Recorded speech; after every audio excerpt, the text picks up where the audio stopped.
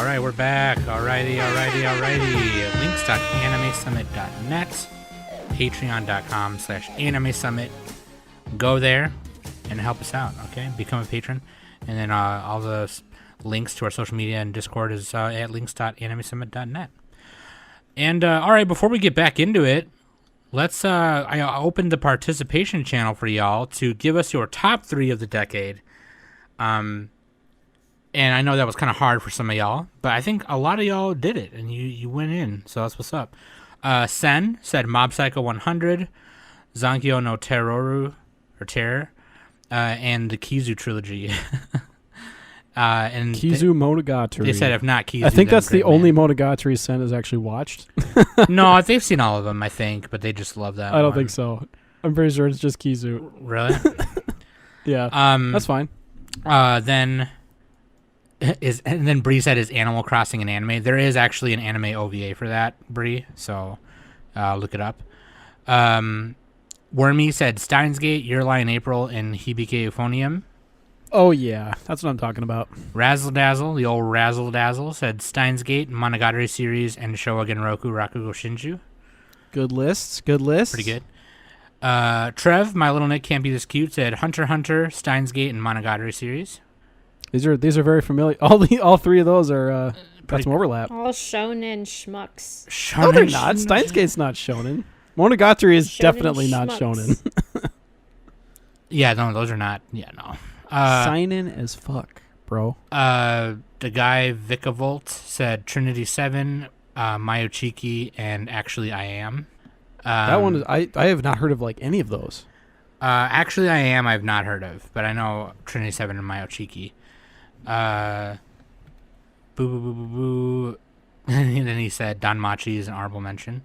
Scrolling down a little bit, what else we got here? What else we got the boob ribbon Don Machi. A lot of people were yelling at Sen for no reason, so that's kind of fucked up. I don't know why.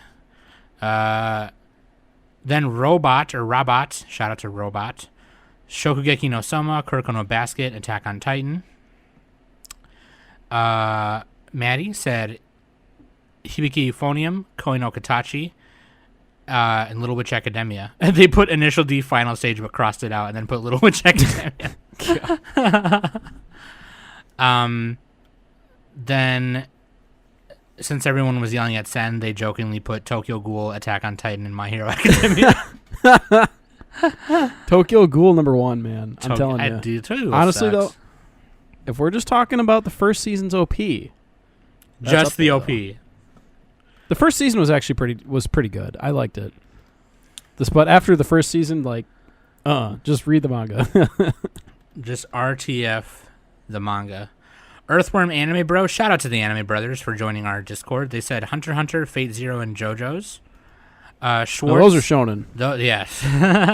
Schwartz said Magi, the Kingdom Fate of Zero, Magic. not so much.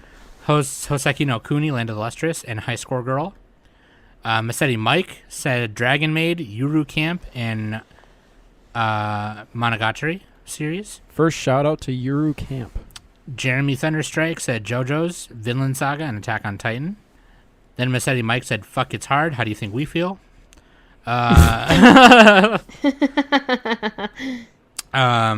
Scrolling down a little more, a lot of people were just kind of... Dude, for real, though, like, this list was really hard to make. This is really hard. Yeah, actually, that's it. There's just a lot of back and forth Yeah, with people. I mean, it changes all the time, too. Like, if I made this list in a month, it might be different.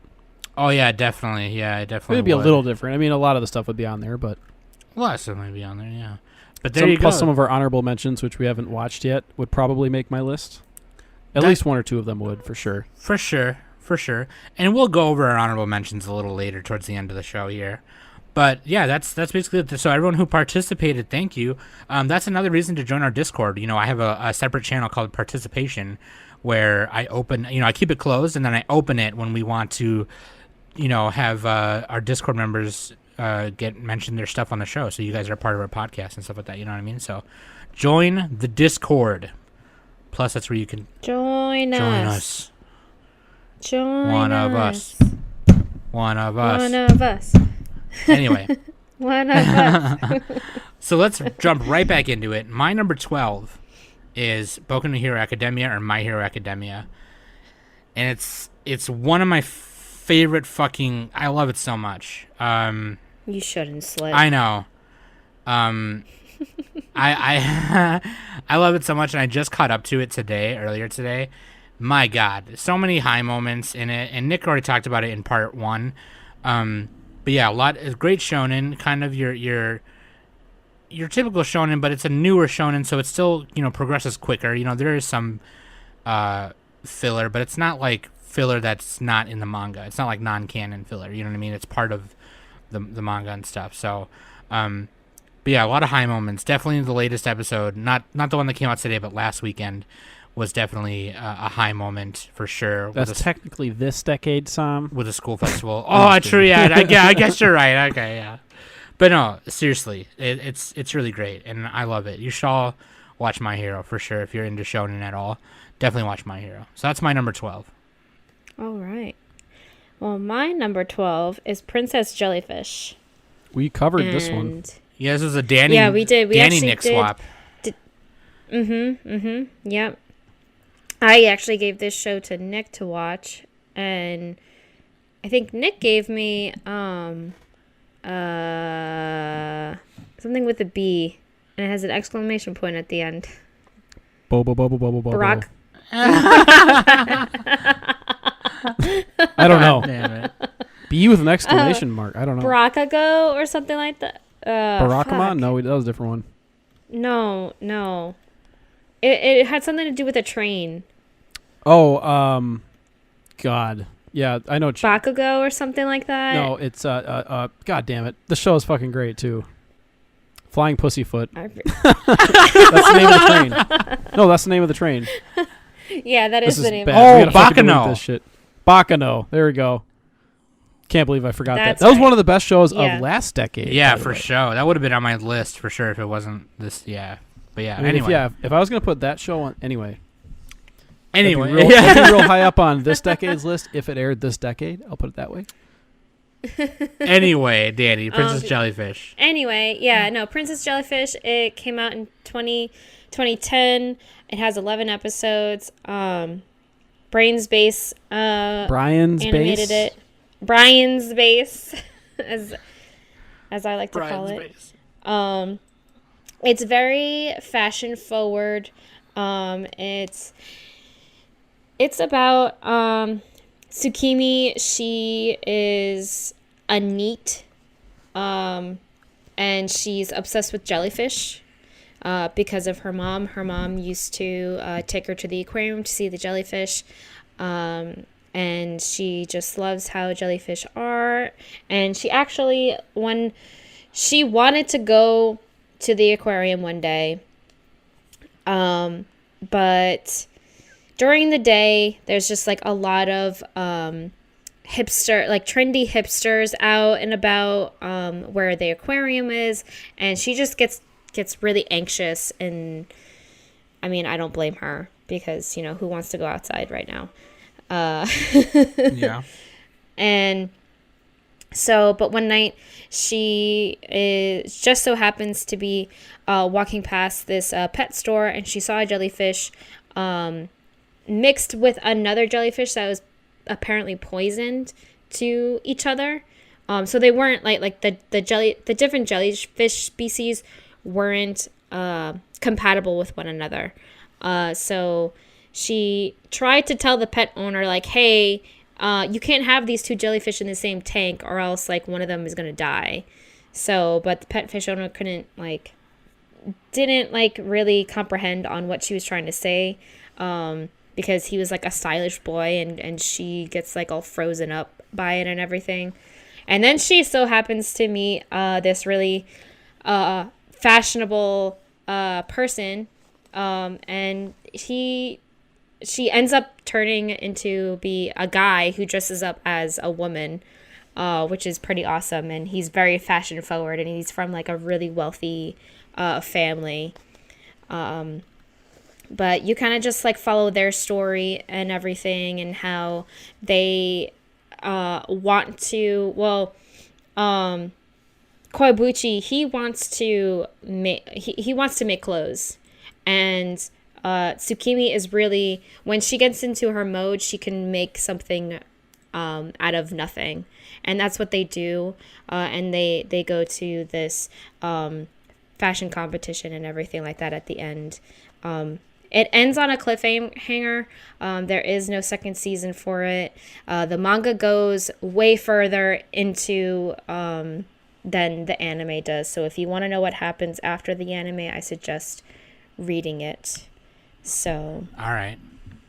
I kind of went on a little bit of a tangent there. Sorry. Brian's base. But Brian's base. Princess Jellyfish. I it's enjoyed amazing. Princess Jellyfish very much. I thought it was very cute. Super awesome. And there's not a lot of anime out there about fashion. There's Paradise Kiss. Yeah. That's a good one. But like, yeah, Princess. Oh, There's yeah. Paradise Wait, is that the Kiss. one I watched? Yeah. Or I'm thinking of Skip Beat. Never mind. We did watch Paradise Kiss Well, too. I gave Paradise Kiss to Quokka. There's Smile Down the Runway. And Yeah, Cromartie High School. Smile Down and the Runway. Yeah, that one. Well, Smile Down the Runway is going Right on now. Right think it now. just There's JoJo's Bizarre Adventure, Part 5. Dude, respect the drip. Honestly, in JoJo's Seriously, JoJo Yeah. has the best fashion. drip game is Anyway. real in JoJo's for show. Am I going to mention that later? We'll find out. Oh gosh. All right, so Princess Jellyfish was Danny's number 12. Nick, number 12. All right, number 12, Space Dandy, 2014, Studio Bones. This was the Shinichiro Watanabe show, the creator of Cowboy Bebop and Samurai Champloo. And I mean, he didn't like direct every single episode, but he had like the general idea. And they had a bunch of guest directors, a lot of guest animators, and it was it's just like a crazy show. Like they don't pretend to be Cowboy Bebop. They're letting it kind of speak for itself. It's a show it's like really frivolous. Like there's not it doesn't pretend to have some kind of overarching plot or anything. It's a lot of one-off episodes. But each episode is like super creative. They just let the directors of those episodes like just go nuts with their ideas. I know Masaki Uasa did an episode. I mean any big name director pretty much was part of Space Dandy. So this was also the first simul dub anime in America where they dubbed it and released it like the nice. same week it aired. Didn't know Or that. the same day it aired. I think it actually came out in America before it came out in Japan, if I remember right. Or very close anyway. And but yeah, dude, this show is fucking crazy. Like it's pretty much every genre. It's a comedy, it's action, it's drama, it's mystery, it's horror, it's, sci-fi. It's everything, under the sun. It's all the above.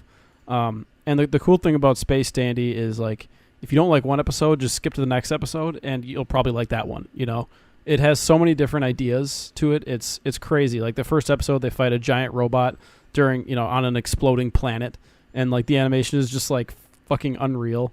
And it's like in the first episode everybody dies, but like there's no continuity, so like they just show up again in the second episode, and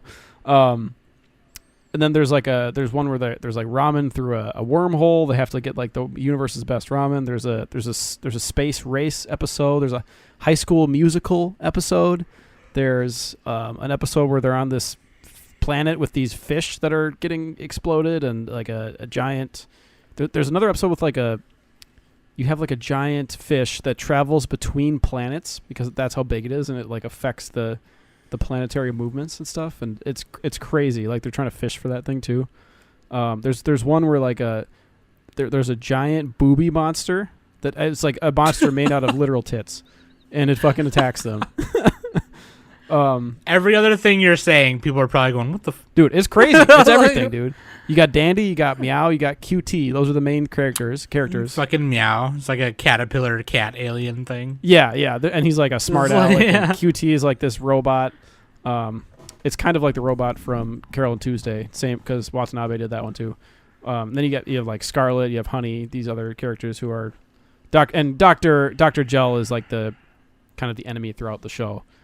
And like the narrator actually narrates everything, and it's like super funny. Like and then there's also some really dramatic moments too. There's like one where they're on a dying planet, or like a dead planet, and they're trying to figure out what's going on there, and it's like actually kind of sad. There's like a plant planet. Like it's super cool, dude. Like this show it's just creativity, personified. Like that's what it is. So, boom, great dub too, really funny. Okay, Space Dandy was number You 12 guys for Nick. all need to watch it. It's one of my regrets. I have a couple of regret shows that I missed that probably would have made my list. But yeah, that's one of them. My number 11 was on both your guys' lists, so I don't want to talk about it too much. Everybody but Made in all at Abyss once. is my number. Yes. Let's just like independently Ma- review it. Made in Abyss was a good show. Okay. No, start talking now. Start talking now. 3, 2, 1. I like Made in Abyss was, was I a like good it a lot. show. It was awesome. There's a lot of stuff happening. Mitty died. No, the line goes, "Do me a favor and kill Mitty." Oh, God. Now, we don't know if it happened. We're not going to spoil what happened, but that's what they said in the show. Yeah, Made in Abyss is great. And Nick and Danny covered it really well. Oz and the Immovable is my waifu. God, disgusting. That's my number Awful. 11. Made in Abyss. Oh, calm down. All right, relax. Fuck you. I'm using it. That's your last I'm one. using my Yay, third one. fuck I don't care. yous. That's my last one. All right, Made in Abyss. That's my number 11, yo. So what do you got, All right. Danny? My number 11 is Death Parade. Oh, Yeah. yes. Oh, yeah. Yeah, number 11, Death Parade. Pick your hands up. This is higher Love on it. Sam's Yeah. list. Dude, Spoilers. I fucking, yeah, dude. Oh, God. Okay, go ahead. Sorry. Yeah, no, this show is really good.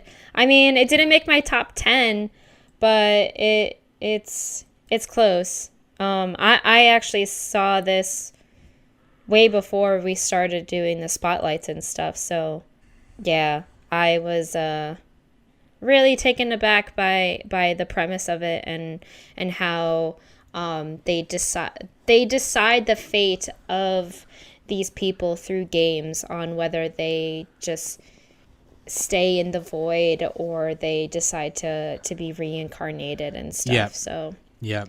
I put Death Parade way yeah, too it's- low, dude.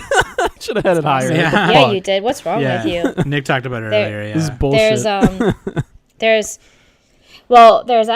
There's an OVA first that came out in 2013, and then the series came out in 2015 with 12 Yeah. episodes. Yeah, Death Billiards. Billiards. That's also Death a good Billiards. one. I would watch that. I would recommend that one. Yeah. Yeah. You can watch it It's before pretty or much after. just I don't think another it matters. episode of Death Parade. Yeah. Yeah. Mhm. Yeah. It was done through like a little like project, like anime festival, and then it was one of the ones that won and got funded, and they did a whole series. So it was pretty cool. Yeah, it's But really yeah. awesome. Who's your favorite character in Death Parade? Ooh. Favorite Hold on. non-main character, like one of the people who walks in. God, what the hell, Nick? Wait, like the dead people that Yeah, come yeah. in? I mean, I actually like... I think we talked about this on the episode too. I kind of like Nona. I mean, she is kind of like a main character, she's but an not arbiter, at the same Danny. time. Anyway, I don't... I mean, I don't know. Gosh, I don't... Just say Mayu. no, you don't have to know their name. No, Don't worry about the Maya was name. fucking Don't worry about the annoying. name. I could not stand her. If I had to pick, I think I would pick the old grandma. Oh, from one of the later Oh, episodes, yeah. who plays cards? Yeah. Old maid. And they play the card Yeah. game. They play Old Maid or something. Yeah. Mhm. Yeah. Yeah. That's what's up, That's what's dude. up. I like. If I had to I like the pick. girl who's obsessed with that pop idol. Yeah, Mayu. Yeah. Yeah, that's Maya. Oh, okay, good. Yeah. She's cute. She's funny. She was annoying as fuck when I first saw the show. It's just She like, you're hang- annoying. Danny hates women. She Why hangs are out you with still Ginty. here? Yeah, yeah. And Ginty can't stand her either. And Ginty's got like that little cat that hangs out at his bar, Mm-hmm. but the cat doesn't like him, and the cat likes Mayu, and he's like, "God damn it!" Like it's like, Dude, I bullshit. should go on Discord and make fun of me for putting Death Parade so low. Like, what the fuck, dude? Everyone yell at Nick. Everyone yell at Nick. This is bullshit, What's wrong with you, man? Fucked up. dude. I like the bowling No, episode but- where they went bowling. That was nice. That was like the Oh, happiest yeah, episode. the bowling So episode was good. really good. So But good. honestly, So probably good. like the peak. Well, one of the peaks of the show is like the two-parter where they're trying to solve that murder mystery between the two guys. Oh yeah, and they're playing Oh, the. yeah. And they played. They're playing like Oh, the man. hockey disc. Yeah, thing, they're right? playing the Yeah. hockey game. I don't want to spoil what happens, but it's man, the ending of those episodes is fucking insane. Just so crazy. Yeah. All right, dude. Death So- Parade. Death Parade was Danny's number 11. Nick. Ooh, here we go. Now we're getting into the artsy territory, the high-class Shogun Roku Rakugo Shinju, 2016 and 2017, Studio Dean. This High class, you mean high class ass. dude, no, Nice this one, is dude. like probably the most high-class anime on the entire list. Like, it's so artsy. It's a period piece in like Showa era Japan. So, and it takes place over a number of years, but it's basically a couple of guys who perform Rakugo, which is like this. It's like a one-person performance where they play every actor in the play, and they're telling these like stories and parables and stuff. And the way it's directed and told is fucking insane. Like, it's so well directed. As they're telling the Rakugo, it's like reminding you of their life, like in the real story, and like because the Rakugo stories kind of tie into it, and then it shows like their struggles, with Rakugo and life, and I think actually the main two characters are supposedly like there's kind of some kind of unspoken romance between them. It's almost it almost has like some yaoi undertones, but the thing is it's really subtle about it too. And then there's this woman who gets into a love triangle with it, and the voice acting in this show is like the best voice acting you'll ever hear. It's fucking unreal. The guy who does Sugaroku, one of the main characters, and Yakumo too, but Sugaroku's Rakugo performances are just like, it's fucking insane. Like you cannot replicate this in English. There's no possible way. But yeah, like it's basically like the story of both of their lives, and they go along and they're telling this Rakugo. It's kind of like a dying art form too, because like the radio is coming up, and different versions of entertainment are coming up, and this is kind of, they're trying to resurrect it and keep it alive, but it's kind of a losing battle. So, dude, it's crazy though. There's 2 seasons of this. Yep, there's 2 seasons. Yeah, it's just like it's a very high class story. It's and like the directing is just crazy. Like, they'll do these match cuts to like clouds that look like bombs as like a sound effect plays, and they'll have sliding doors as they're playing Rakugo, like people looking at them, and like it zooms into just the character. It's kind of like those sports shows, like March Comes In Like a Lion, where it'll zoom into just the one character absorbed in their craft, and it's so good. So yeah, this is a masterpiece. 10 out of 10. Super Mario 2 masterpiece. Super Mario 2 masterpiece. I was trying to do Donkey. What the fuck? Because Donkey does that every time. But anyway, no, yeah. If you think you're cultured, then you have to watch this. This is fucking great. It's hard to watch. It's like it's very dense too. It's kind of like Magical Circle, Guru. There's just like a lot going on. But yeah, it's really good. All right. So that was your number 11, right? Fucking Shogun. Yeah, Roku. and I would say that's probably the best show that Studio Dean has made, in my opinion. I think people would agree with that for sure. I mean, Konosuba is like the most popular one, and like Fate Stay Night and Higurashi, but Shogun Roku, dude, best. It's like the most perfectly crafted one they've made. So there you go. Boom. Alrighty. Now we're on to the number 10, the top 10. Here we go. My number 10, Nick talked about this earlier, but in the part 1, Parasite the Maxim, Kiseiju. I did not watch this one. You would like this, Danny. There's attractive characters.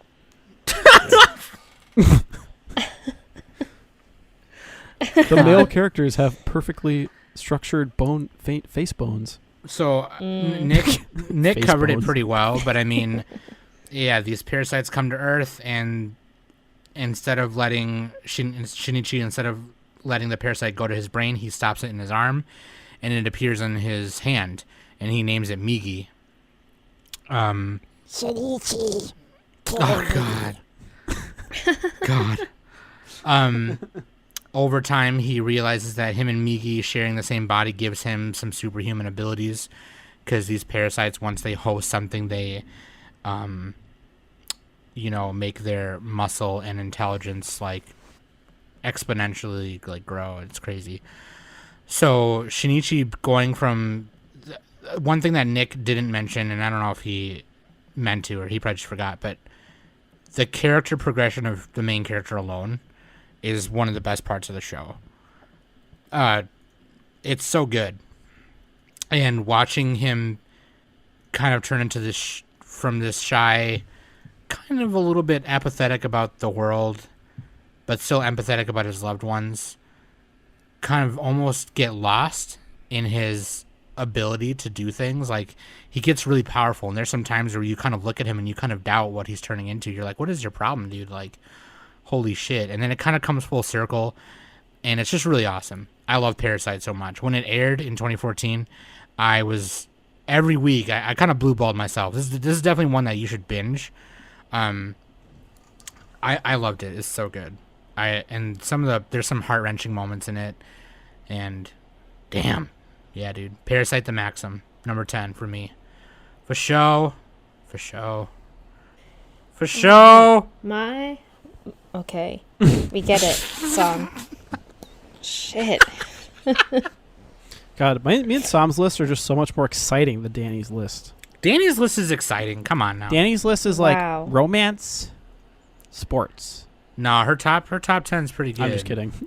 I just like You're bullying. such an I just like asshole. bullying Danny. You're so mean to Danny. Wait, what number are we on right now? 10. Number 10. Oh, okay. Sheesh. Yeah, this show's exciting. I picked the wrong time to say that. I should have waited till later. God, dude. Well, my number 10 is The Promised Neverland. Yeah. Oh yeah. Do you want to say that again, Nick? This show's boring. Fucking nothing happens. Yeah, this is a lot lower for me and Nick. I didn't even have it on my list. I should have. Yeah. The Oh, I reason thought it didn't was put on yours. I didn't put it because it didn't have like the other seasons. Really? I thought it was on yours. No, it was close. It's like on the bubble for me. Dude, Okay. I'm telling you, Mayoiga just edged it out. Okay. It's just a better version of You're it. Okay? such I'm a sorry. dick for. I'm just telling the truth. All right. Yeah, no, Promised Neverland. It's definitely pretty high on my list. I thought like this was the definite. I'm stealing Sam's phrase, the butt clencher. I got that from Trev. Like, this was. Yeah, he's like okay. butt clencher. This is a major butt clencher. Like, I was on the edge of my seat for almost every episode, and the fear that you get while you're watching it, because you get scared, like, oh shit, is like Isabel gonna catch them in the act, like what's gonna happen. Oh yeah, and you got the three smart kids trying to outdo Yeah. her, and also the other nurse. Sister Crone. Yeah, Crone. Yeah. Yeah. So, and then it goes into like Sister Crone's story and Isabel's story and all that kind of stuff too, and where they come from and stuff. I actually want to read the manga too. Yeah, it's still For it. going right now. In I like Jump the Comics. hopelessness of Promised Neverland. Oh yeah, dude. There's just like, oh, we're fucked. Just the hopelessness and the fear just sets inside of you, like when you're watching it. It's just. Yeah. It's like, is there any hope for these kids? Like, how the fuck are they gonna get out of here, kind of thing. So, but I'm excited for more seasons if they're ever going to make more. Yeah, they had another one planned. Yeah, I Yeah, think they're going to. so- I think they just wanted to do. Wait, what studio? Oh, Studio Cloverworks. I think they just wanted Yeah, to. Cloverworks did this. I think they just wanted to do 12 eps to see how it was going to go down. Obviously, I think it went down really well because it's not your typical shonen, Yeah, But yeah. See, I like shonen. God. everyone yell at everyone.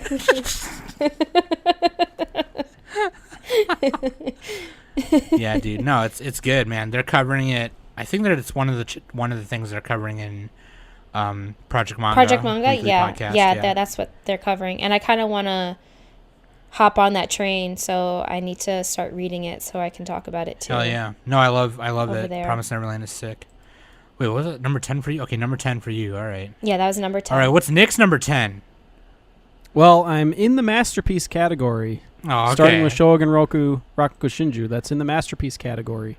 Actually, a lot of these could be considered that. Yeah, whatever, Madoka Magica is, probably. But you're up your own probably ass, so yeah, I'm up my own ass a little bit. Speaking of up my own ass and not up Danny's ass because she wouldn't fucking watch this, the Tatami Galaxy. Oh my god, no, fuck this. From 2010, Fuck you. Studio Madhouse. Yeah, that's Danny's fuck you. Directed by Masaki Yuasa. God. Dude, Masaki Yuasa, by the way, I mean, he's probably my number one favorite director right now. He's just god tier. Everything he makes is a masterpiece, basically. I'm Almost every single excited. thing. I'm excited for the series he's doing right now, which is called Japan Sinks. He's doing Aizakin right now. but like, and that's another masterpiece. That's another masterpiece. But yeah, that might even be better than this one. Yeah, I'm excited for that. Anyway. Yeah. And so Galaxy. Tatami Galaxy, we did an episode on it. I think it was just me and Sam. This was our first. This was our first, I think. This is probably like the highest words per minute. Yeah, this was the first of an anime of the Decade Spotlight that I've watched, not counting Monogatari. But like they talk so fast. But basically, the basic gist of it is, you have a college student who he's like a lonely third year student, and he's just trying to like get through college and make the most of his opportunities. And he meets like a mysterious man who names himself the God of Matrimony, and the guy, it's kind of like a Groundhog's Day style premise, where the college student keeps reliving portions of his college life for like the same year, I think, and he's like reliving it and joining different clubs and trying different things to make the most of his opportunities, and he keeps faltering every time. And like you'll see the ending sequence is really catchy, and it's just a bunch of tatami mats, and like near the end of it you have a bunch of like walls closing in on a single mat, and it's like I was like, holy shit, I just noticed that while I was watching it. But it's very dense. There's a lot going on, a lot of clever wordplay with him and his romantic interest Akashi, she's like super smart, by the way. She's like a really competent main female character. So like Watashi is interested in Akashi, but he's just straight up not good enough. Like he's not good enough of a person to take advantage of these opportunities. And like that's what the show is. It's like, you got to make the most of it. You gotta fucking try. So like, it's a college aged show, and you got the Johnny Cowboy Toy Story style like sex beast thing. I think Sam remembers this, right? Yeah, where it's like it's like his id basically. I forgot the name of it, but yeah, I remember that. Yeah, you got a guy with a blow up doll girlfriend. You got this cult he joins. Like they try to make a flying kite. I mean, there's so many things that happen, and then the ending of it is really cool because it all comes full circle, and they play the ED at the start of the episode and the OP at the end, and it's like it has this happy ending, and it's really good. Like everything about it is just like basically perfectly executed. So, they talk real fast. There's no dub. So good luck. For me, the payoff was the ending. Yeah. And yeah. It was really hard to get into for me, but that's why I didn't make my list. But I think it's still really good. It's very, very artsy. This is like... It is, yeah. Yeah. You'll notice a lot of my top 10 is like that, or some of it is. Nick is trying to be the next... He's trying to go for the Oscars, man. Nick is going to write a film, and it's going to be artsy. I'll call it Layers of White. Oh my god. Actually, dude, that was a hentai. Oh, was it seriously? Yeah, it was about a moth girl who traps this boy in a shed. I was going to say, I'll get on the Academy board. She forces him to breed. All right, number 9. Now, hold on. I know a lot of people are going to be like... Sam. Yeah, it just aired, Sam. Come on. That's all I say. They just say my name and leave. No, like, I know it just aired, okay? And it's 27 episodes. It covered the first 8 volumes of the manga. There's about 27 volumes right now, and it's actually still going, by the way. Apparently it gets even better, too. Yeah, no, apparently it gets nuttier. So, like, the thing is we were... Back when we did the news on the podcast, Nick would find all the news. That was like his thing. He did that. And when he posted this thing, I had never heard of it. So I was like, oh, okay, shit, I've never heard of this. And Nick was like, dude, Sam, you probably actually like it. You should read it. And I never did. And then we finally got the anime. We finally got the anime in 2019. And I just watched the anime. And it was only on Amazon Prime Video, though, which sucked. But my God, it's cool, man. So it's based on the Norse epic, the Vinland Sagas, which is about Thorfinn and Leif Erikson finding the land of Vinland. And so the manga takes place, or the manga starts when Thorfinn is a child. So you could say that the animated manga is basically like a prequel to the actual epic story. But it's really awesome, man. It follows, and the saga is a perfect word for it, okay? Because the word saga itself is kind of like a word for like a journey, like the story of someone's journey. Yeah, right? it's a story pretty much. Yeah, and so it's just perfect because you follow Thorfinn when he's a kid, and you watch him go from this innocent kid playing in the snow to this hardened, destroyed, fucking broken person, just killing everyone. He's a killer, and it's just crazy, man. He's a killer. He's a killer. And he's not even really the main character in this first season. It's Askeladd and it's more so Askeladd and a couple of the other guys. Right. And Canute. That's it. Yeah, Torkel the Tall Man. It's so sweet. I talked about it a lot on our seasonal review app, so and our summies, our fourth summies that we did. The summies. So, the summies. So you can hear me gush about it there. I will say though that my guy Thorfinn kind of quick though.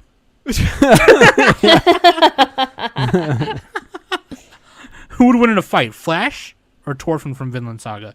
I don't know. Well, my guy Flash can literally vibrate through walls. Yeah. I don't know, dude. Thorfinn's got a couple of daggers, though, dude. Just saying. Dude, Moomin Rider, dude. That bicycle? Dude, the bicycle is clean, dude. It's clean. He'll ring the horn on that. It'll startle him a little bit. Read the manga, dude. Read the manga. Anyway. Yeah, Vinland Saga is my number 9. I love it. It's great. Vinland Saga 2019. Yeah, dude. Watch it. Please do it. Best do it boy right now. of the year, Askeladd. Askeladd, dude.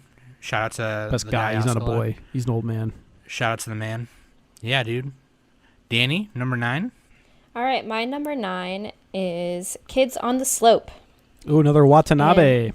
And I actually watched all of this yesterday. Oh, you hadn't seen it before yesterday? Yeah. Oh, nice. So that's how you do it, though. You just cram Damn, something Danny. in. Fucking yeah. Way to soldier on that shit. Holy shit. I couldn't even get myself to watch Gouda Gouda Fairies, and that's a short. I tried. I was talking to Sam yesterday, and I actually watched 2 like 2010s decade shows yesterday. Oh, did the other one make it? No. The one that I watched after Kids on the Slope was Anonymous Noise, which is another. I tried that one. That wasn't really my thing. Yeah, it's good like that one. Except like there was like some weird CG that was going on. I was just like, ugh. All right, Danny doing it for the podcast. That's what's up. Yeah, I own Kids on the Slope. I bought it on sale. So wait, what's Kids on the Slope? I still haven't seen it though. This is Tezuka Productions. Tezuka Productions and Mappa, 12 episodes. It's a heartwarming story of friendship, music, and love that follows 3 unique individuals brought together by their mutual appreciation for jazz. And it's set in the late 1960s. Isn't this just a better version of Given? Damn, dude. I mean, get wrecked, Sam. Yes, and I mean, yes. Not really, because I mean, the main characters I'm trying to trap you, Danny. really follow the story, Kaoru and Sentaro. They're not really lovers; they're just best friends. Because Sentaro, that's what they say in public, up, you know. Because in the 60s, they couldn't really admit to that in Japan. It was an unspoken thing. Can you, not ruin this show for everyone? Oh, this is a good show. I own it. I haven't seen it yet, but I know it's good. And you haven't seen it yet, so why, I haven't seen it, but I own it. Dude, I got it on sale. It was like $10. Fuck, I'll buy that. Shit. Anyway, Danny. God. They play a lot of jazz, right? They do play a lot of jazz, and they actually play... Do they have peg legs like in Gundam Thunderbolt? No. Okay, well, I'm out. I'm just kidding. God. All right, I'm sorry. Go ahead. Give me the DVD then. I loved it. I loved this show. This was really, really good. Like I don't know how this show didn't like go through my radar or anything, because I completely missed this. I did not know that this show existed. It was on our decade sheet of possibilities. I'm pretty sure it was on there. It was, yeah. Well, I honestly, like, I really wish that I was there when we were going through what to watch for our decades, because I definitely would have picked this one because of it's very high drama. Like, there's no, every episode ends on a very low note. Like, there's someone's fighting with someone. We picked Hyoka and Daily Lives of High School Boys over that. It was third place. I would have. You're welcome, by the way, for Hyoka. I know, but still. Just more And stuff Girls like in this. Panzer. Well, I wasn't there for Girls in Panzer anyway, so Maybe if it was doesn't Boys matter. in Panzer, So Danny would watch. let me ask you. God damn it, Nick. Let me ask you this. Let me ask you this. You basically were like, I'm gonna do it for the podcast because that's what I do. I'm Danny. Fuck y'all. And you just watched this all in one day, and it made it this Yep. high on your list. And it made it this high on my list, yeah. There's no recency bias. Recency in that, right? bias. No. No. Because It's you the just first watched it thing on your yesterday. mind. You just finished it. I just watched this yesterday, and it's really good. And I don't know if it's because that I have appreciation for jazz, because I love blues and jazz music. Yeah, sure. And I do too. Yeah.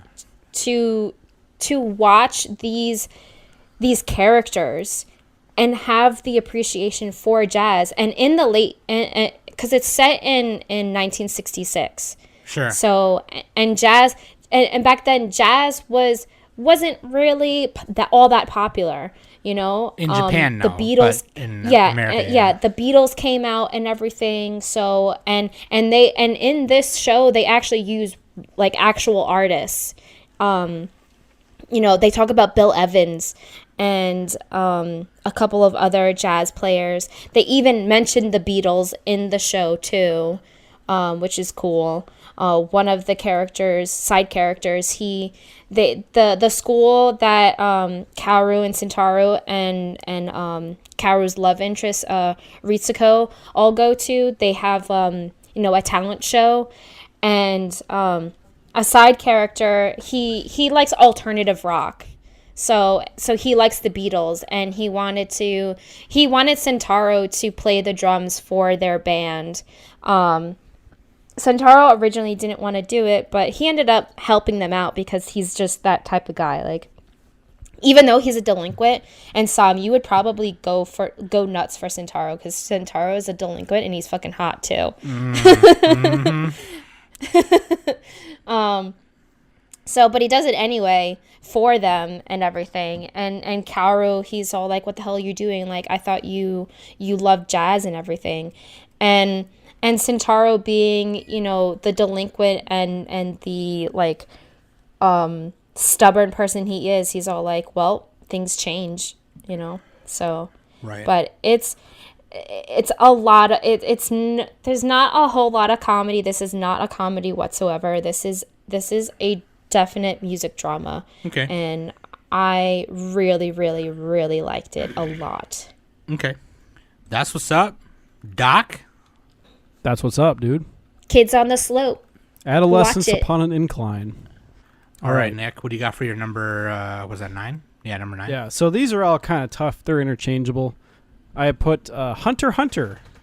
Psalms number 20-something. This is Hunter x Hunter 2011 to 2014, Studio Madhouse.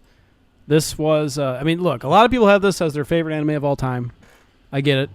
I don't blame you. It's really fucking good. Sure. Yeah. I finished it.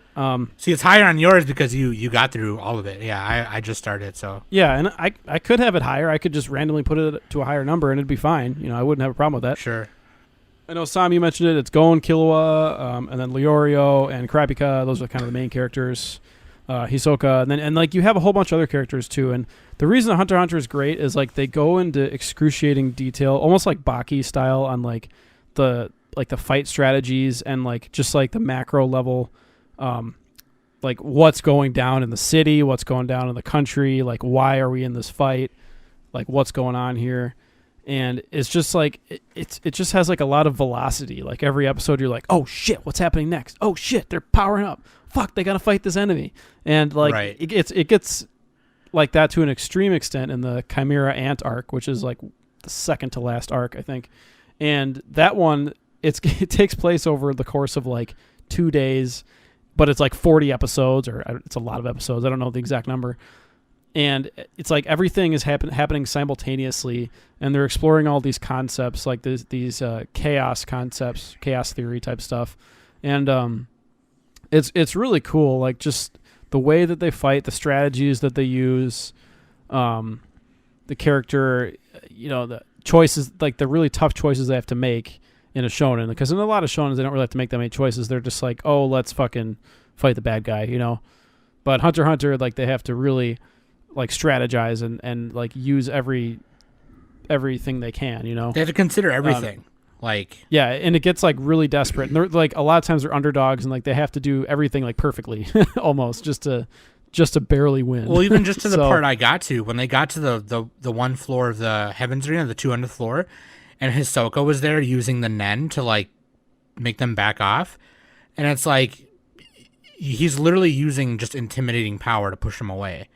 And yeah, because they hadn't mastered Nen yet. At that point. And Hisoka was like, "Yeah, you can't come on this floor. You can't do it. If you do, you're gonna fucking die. So when you can get past this, then you can." And then they explain what Nen is, and there's 4 things. There's 10 Ren and whatever. Yeah, it's awesome. Fucking badass, dude. Yeah, it's sweet. This is one of the best shonens ever. Like, period. It's hard to argue against it. I got a couple other ones in my top 10 as well. That sure, yeah. You can't really argue those either. But I mean, yeah, I don't gotta convince people to watch Hunter x Hunter. Like, you probably hear it enough. It's crazy, dude. I think a lot of people say the York New arc is one of their favorites, or is their favorite arc. Sen has told me that is their favorite for sure. The York New arc. Yeah. The Chimera Ant arc is like the most unique one, just because so many things are happening in such a short amount of time. Yeah. And I enjoyed that one a lot, but I mean, I like them all. I even like the first arc a lot. I like that one's fucking cool. Yeah, no, I like basic the shit. exam arc, yeah, it's pretty sweet. Yeah. Hell yeah, dude. But yeah, I mean, one of the goats. Hunter x Hunter. All right, well, now we're on to number 8. I'm not even gonna. We mentioned this already. Nick went into really good detail, and Danny talked about it in the part 1, I believe. But Mob Psycho 100. Did not. Oh, I thought you did. I didn't. I thought you talked about it in part 1. I never seen Mob Psycho. Oh, dude. Oh my God, Danny. You're missing out, dude. No It's my number 8. Chihaya no Mob Psycho. Mob Psycho 100. Hey, I'm Shame in upon the your family. process of watching Chihaya Furu. Okay. Well, Chihana Furner. Chihana Furner. God damn it. Let's not do this. Madaka. No, dude. Mob Psycho 100 is my number 8. So, God damn it. God.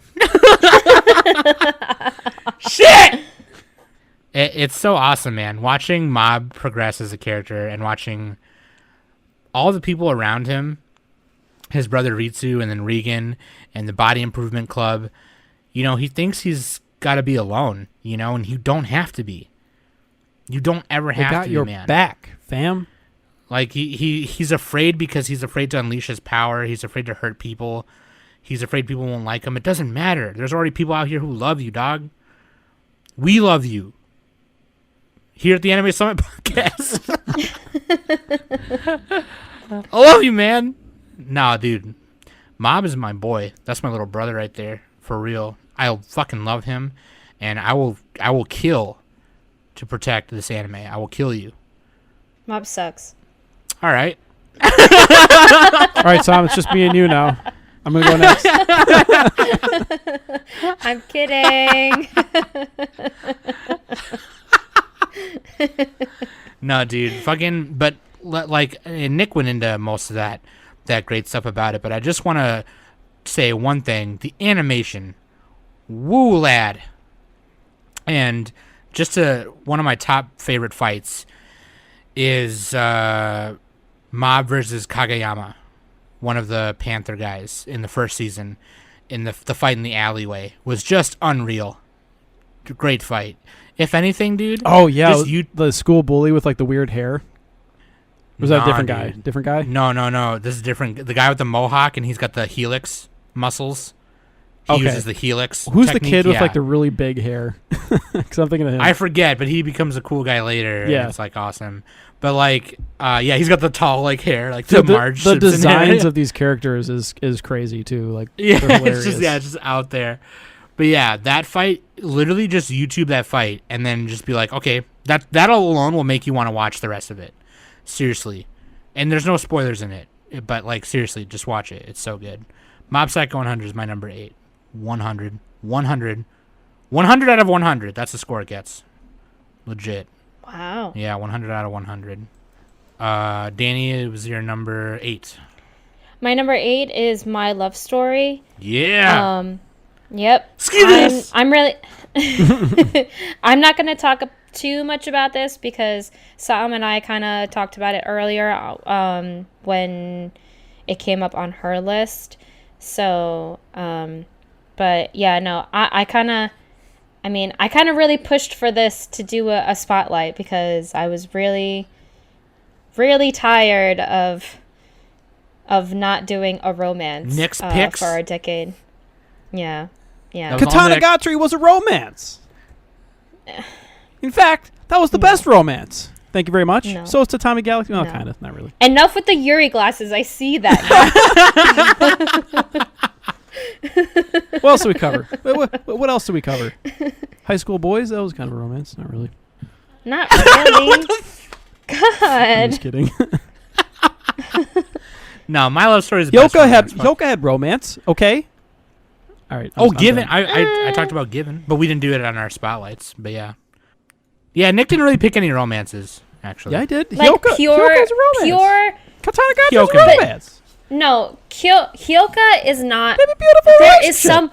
there is some theme of romance in Hyoka, but Hyoka is not a romance. Like, My Love Story is a pure shoujo romance, and that's what I wanted, and that's why I fought for us to do a spotlight. Look, Danny, for if there's show. not 12 deviant blades, then I don't want to watch it, okay? Obviously, because you're fucking straight and you have no soul. I have and no you're a soul. robot. No tear Nick. No No tear tear Nick. Nick. Fuck I'm you. tough. Okay, I never you're a cry. bitch. I'm tough. You're a bitch. I just like You're it a when bitch. I just That's all I loved. gotta say. I just loved it when Nick was like, "What do you want to do the romance?" I'll have you know I watched Anohana and I only cried for 20 minutes, okay? You still have no soul. It don't matter. He cried a little bit. It's fine. Don't worry about it. No, You I'm know, really glad that just, you just one tiny tear. yeah, it's just one tear. One tear Nick. I'm really glad you pushed for this because I loved it. I loved it so much. Like, Yeah. It is very funny. Yeah. It's a good And show. yeah. It's a good show, and my friends at the Weebology podcast, they were so kind enough to give me the box set for My Love Story. Damn. There you go. Yeah, that Yeah. was cool. I remember that. It was right before we did our spotlight on it. They were like, "Look what they got me." I was like, "What?" Yeah. And it came with the series, and it came with some postcards, like if you wanted to hand them out on Valentine's Day. And it came with like a couple of pins and a cute little like macaroon, which is really adorable. So shout out to those guys, Ethan and Ricky. They're Yeah. awesome. They guest spotted on our Shonen Smackdown, which was awesome. So, but yeah, no, My Love Story is phenomenal, and it's not like Yeah. it takes a male perspective rather than a female perspective for shoujo, which is really really nice it to flips see. it a little bit. Yeah, so it's really nice. I love it. Hell yeah, dude. My Love Story. All right, Nick, number 8. Number eight is so great. Here we go. This show I'm not gonna be able to describe very well, but the entire Monogatari series. I'm counting all of it. All right. It's like 150 plus episodes plus the movies. I'm counting Jeez. Kizu in there. Fuck it. Well, those are movies, but I'll count the whole series. So 2009 to 2019, it spanned the entire decade. I would say it's pretty representative of like new wave anime from the previous decade. This is This is another point. Nisio Isin. He also did Katanagatari. He did Monogatari. This is a show about it's about so many things. So you have the main character Araragi. He falls in love with a girl, Senjigahara. They become boyfriend girlfriend, and then he also helps a bunch of other girls with their problems. Like every person has what do you call it? They have like their own issues that haunt them, basically, and they have to, what do you call it? They enlist the aid of Araragi to help them fight off their demons. And like, for example, Senjigahara has like this crab spirit that's haunting her. The Hatagi Nadeko crab. has a snake. Yeah, Nadeko has a snake. And then you have like this lost ghost who's Hachikuji. She has that. And like, there's so many seasons. That's just part of the first season. So many things like Kanbaru, she has like a monkey paw that's attached to her, or that's like her arm turns into a monkey paw, and like it's very complicated. There's a lot of dialogue. There's no dub. There's just like it flashes like flashcards at you at like a high speed. So like you have to read. You don't have to read it, but like you're just kind of trying to get the sense of it. But it's very what do you call it? Like I think somebody compared it to like French New Wave or noir style. It's extremely artsy. Studio Shaft made this one. They do the head tilt, the famous head tilt from all of the Studio Shaft shows.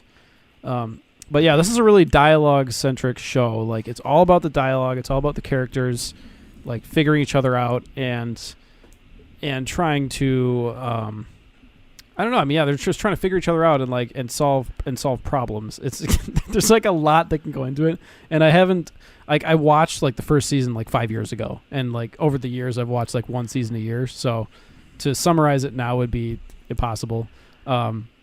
You have Kaiki, who everybody always jokes that Kaiki's like this mystery solver, and everyone says Kaiki best girl, even though he's a guy. You have Shinobu. She's like one of the main characters in the Kizumonogatari. She's a vampire. Araragi's also a vampire.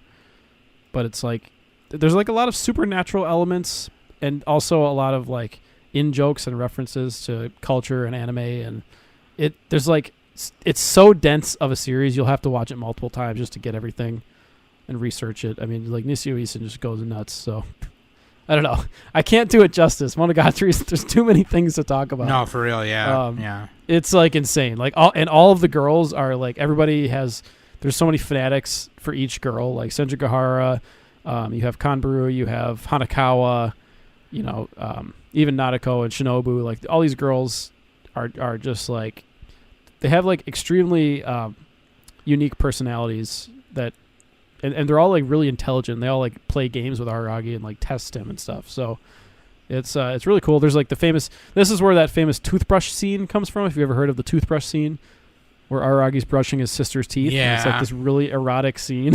Yeah. But like at the same time, it's kind of funny.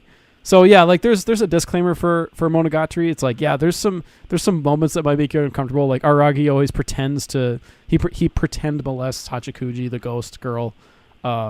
He doesn't actually do it, but so there's a little bit of a warning on this show, but like it's totally worth it though. There's so much going on. All the OPs and EDs are phenomenal too. Like it's crazy. I just want to say to all the people who helped me play White Schwartz better and used a Nisei Monogatari deck on me, go to hell. Thank you. You sound platinum mad, Sam. That deck is actually still really good, and I hate it. I hate it so much. Fuck. God! Anyway. Monogatari series, dude. All right, that's your number. Dude, it's like the densest show you'll watch. It's crazy. Yeah, it's huge. That's a huge bitch. We're on number... That's a big bitch. We're on number 7 now, dude. Danny and Nick covered this already, but yeah, Miss Kobayashi's Dragon Maid. Toru's my favorite of all time. And I sleep with her tail every night. And it's my favorite. It's one of my most favorite things that I own right now. I'm actually going to order another one so I can have another one soon. Because it would still be canon, right? Because her tail regrows and she just cuts it off. Uh-huh. Yeah. So yeah, I sleep with it every night, and Trisha doesn't understand it. Wasn't Trisha the one who bought it for you? Yeah, because I asked her to buy it for me. She loves this show. This would probably be on Trisha's top 10 of the decade for sure. She watched it with me because I wanted her to, and she really loved it. I think her favorite is Kana.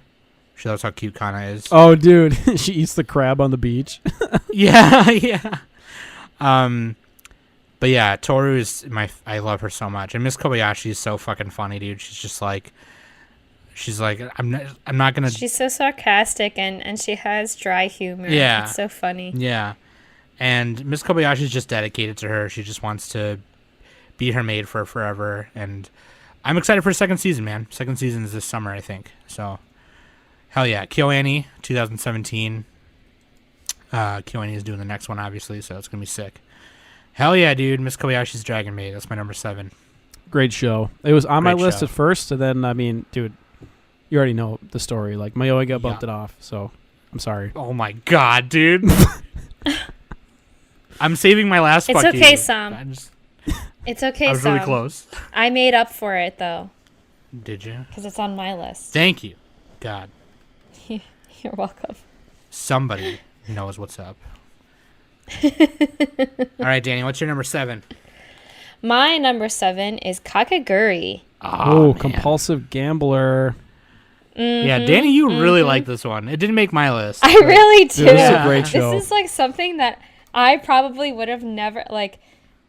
I think I'm all about those I would character choose designs, this- man. I would choose Yeah. this over Prison School any day. Well, it's a totally different show.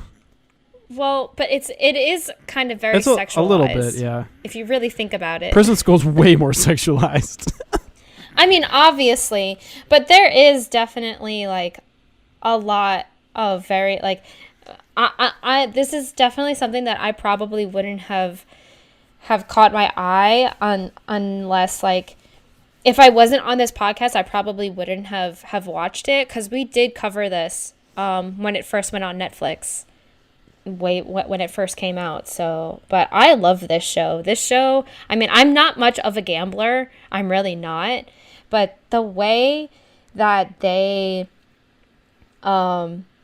how they use their brain to just manipulate fucking people to gamble and like how far the stakes that you can take and like not even care, especially with Jabami. Like Jabami does not give a shit. Like she can be a fucking mittens all she want and she'll love the shit out of it.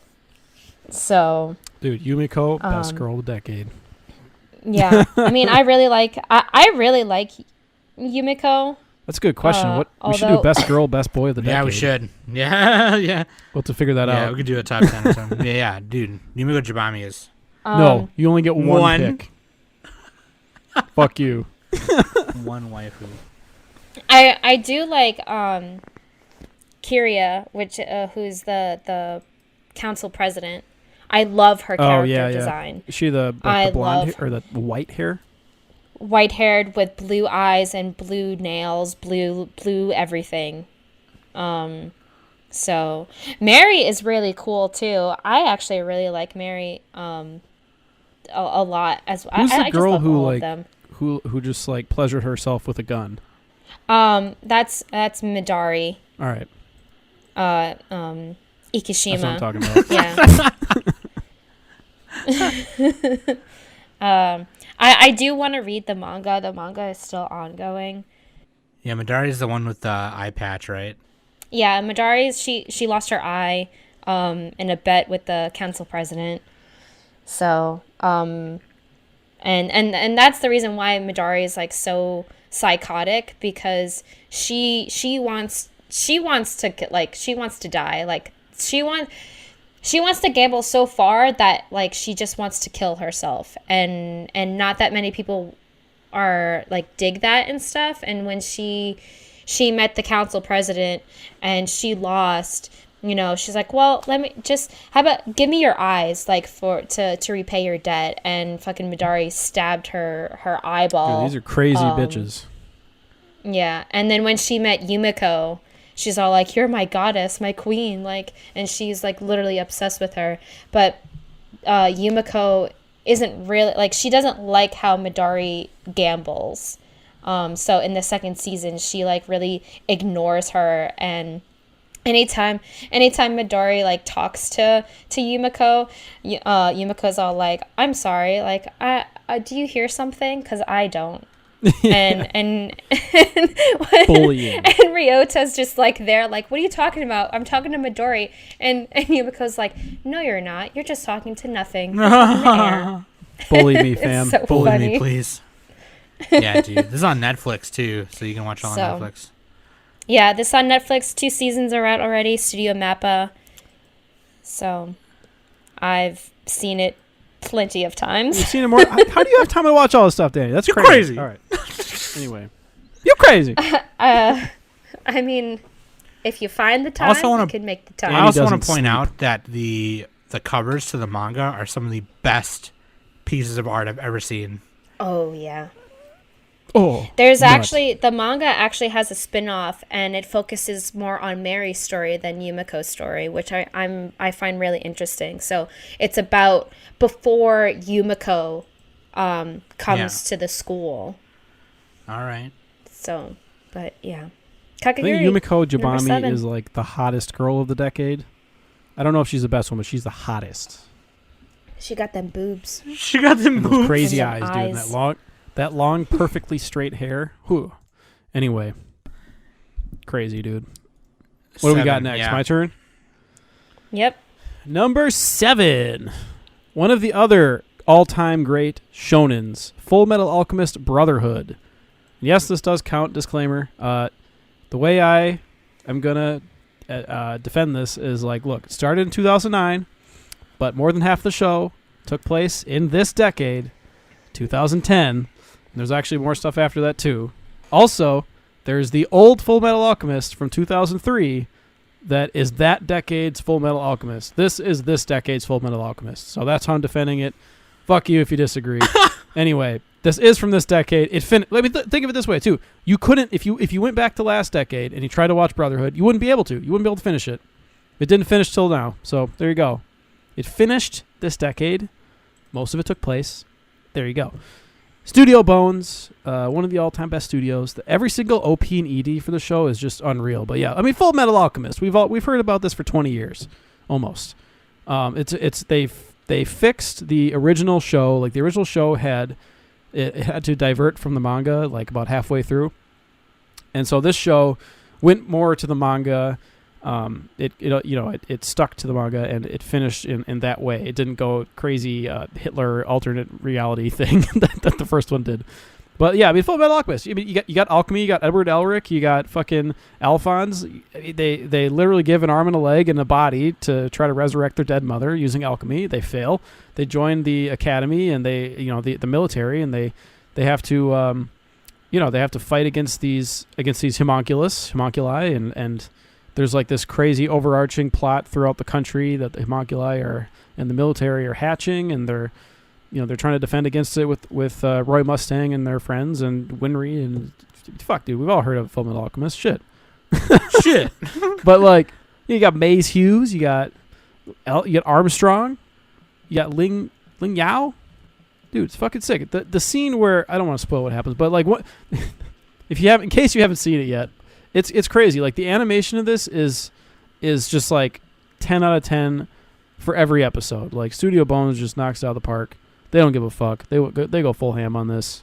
It has like everything you want in a shonen. Like it's dramatic, it's funny. Well, people would argue that the funny scenes take away sometimes, but I think they're fine. You got these big scale, you got small scale, you got insanely good action scenes. Probably my favorite one is the Roy Mustang one where he's burning a certain character over and over again. I'll leave it at that. You got like really, really good cliffhanger scenes, like where they're opening the gate. You'll find out what the gate is if you watch it, but like there's a gate opening, and then like you see Ed go back through the gate. He's like, "You fucking hold on!" And he's just like yelling at him, and it's fucking sick, dude. This show is like all timer, man. I don't know how you could not like Full Metal Alchemist. It's ranked number 1 on Mal too, so Get at me. Mainstream Nick. That's me. Mainstream Nick. Number 1 rank on Mel. That's true. And yet it's your number 7. Well, because I know better, okay? There's a couple of things that are, a little bit better. Mm. Danny. All-time shonen. If you haven't seen Full Metal Alchemist, you're not a real fan. You're not a real fan, dude. That's what I heard too. These scrubs haven't even finished Full Metal. I don't think. Let's go to number 6, dude. Here we go. Number 6 for me was Katana Gatsuri. Dude, I should have had Katana Gatri higher. It I feel bad now. It's so perfectly crafted, in my opinion. Nick covered a lot of it and the basics of the premise and stuff. But yeah, that they're trying to find the 12 deviant blades, and every episode is a new blade. Oh, I found my favorite blade. The Which guns. Oh yeah, gun the firearm is what it's called, or gun the fire, I think it is. Yeah. Yeah. Yeah, the one guy has it at the end. It's just 2 guns with like 2 daggers on the bottom of the. It just reminds me of Indiana Jones, where like the guy pulls out his scimitar and he's like brandishing it, and then Indiana just fucking shoots him. One of the swords too is actually like a fucking mechanical doll that they literally have to fight. Oh God, yeah, that was crazy. It was called Scythe the Minute. But yeah, no, I love this show. You guys really should just watch it. You could watch 3 episodes a day. It's like it'll take you about 2.5 hours to watch 3 episodes, but I don't even think you need to do that. Just watch 1 a day. Oh man, that 1 a day is perfect, because then you're done in like less than 2. You're done in like a week and a half. Like that's true. Yeah, it's really good. You can mull it over and savor it. It's really good. I love it. I love it so much. My favorite sword is Blunt the Decapitator. It's a very. How does a blunt sword decapitate? It never. I think the thing about that sword was that it's very thin and it will never shatter because of what it's made out of, and it's so quick to pull out. Made out of the Philosopher's Stone. Some philosophizer. Shit. Oh, I should have mentioned that. They're hunting for the Philosopher's Stone. That's the Full Metal premise. Yeah, and Gandalf. Yep, Gandalf the Grey shows up. You shall not pass. Fly, you fools! He is Aragorn, son of Arathorn, okay? No, dude. I love Katana Gatari so much. Dude, God one of damn the best anime romances, straight up. I agree. It's a romance show. Dude, it's a romance. It's a romance. I also have to say, That's too, what it is. something that we forgot to mention is that No, this it's is not. really hard to find in physical form. No, yeah, you can't really find it. You have to pirate it. Yeah. At the time of this recording, March 2020, like, there's no legal streaming. There's not an affordable way to buy it, I don't think. I think the Blu-ray DVD combo of it, you can find copies of it on Amazon and eBay for like $200, $300. No, just pirate it. Yeah. Like, dude, this is one of the exceptions where it's like there's no guilt for pirating this, because there's no legal way to stream it. So if there's no way to stream it legally, then you have one option, and you should. Like, don't deprive yourself. Don't gatekeep yourself. Find this on a different stream or a torrent and fucking watch it. Honestly, yeah, it's really... It's immoral to not watch it. Fuck you. Fuck you. Yeah, but that's my number 6. So, hell yeah. Katana Gatari. All right, my number 6. Are we ready for this? Yeah. Beastars. Oh yeah.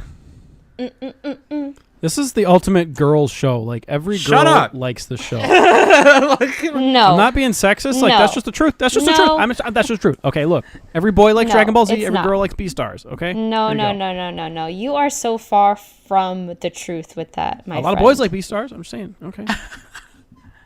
It's not a girl's show then. It is a girls' show. It's like the ultimate female fantasy. To get railed by You have a wolf. giant lanky wolf with giant hands, and he just like dominates. You know. He's like the perfect I'd be male. lying if I said I didn't want to be dominated by a Lego She. All right, sorry. What's the premise of Beastars? This was 2019. Yeah, 2019 Studio Orange. Yeah, this is fairly new. Studio Orange best CG that you'll find. Land of the Lustrous. The same studio too, Yeah. actually. Same studio, yeah. So, but pretty much it's Zootopia, except with a twist. Way hornier than Zootopia, though. Way more adult.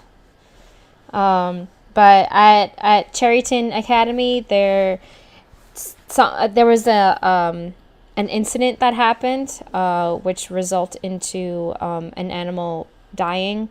And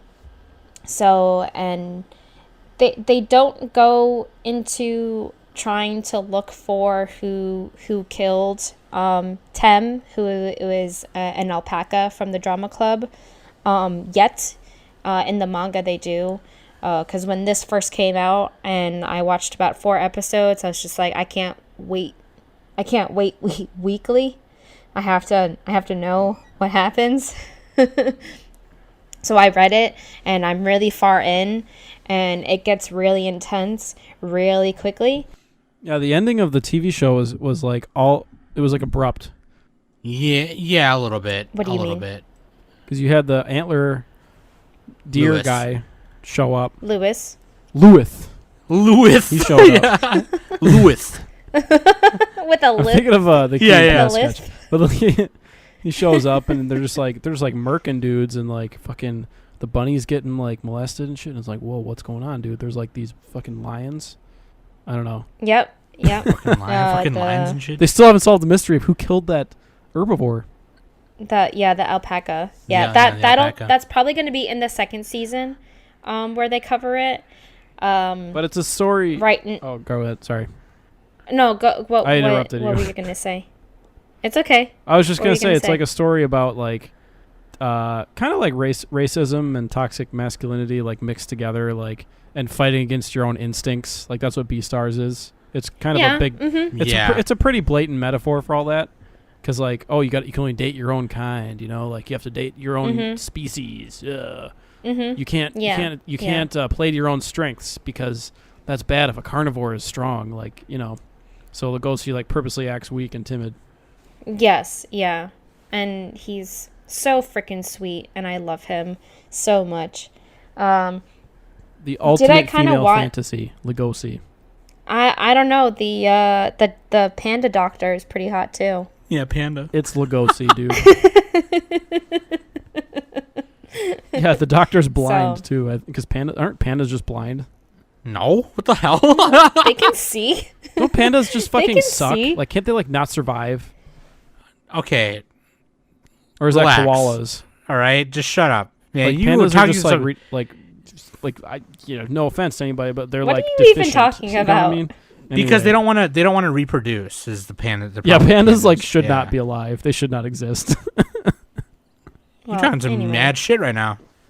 Seriously. No, I'm not saying I want that to happen. I'm saying like in the wild they wouldn't exist. We have to like keep them alive. Yeah, China's got the biggest conservatory of them right now. Yeah, but yeah, fucking pandas. I'm sure. Panda doctor. Panda doctor. He's really muscular and everything.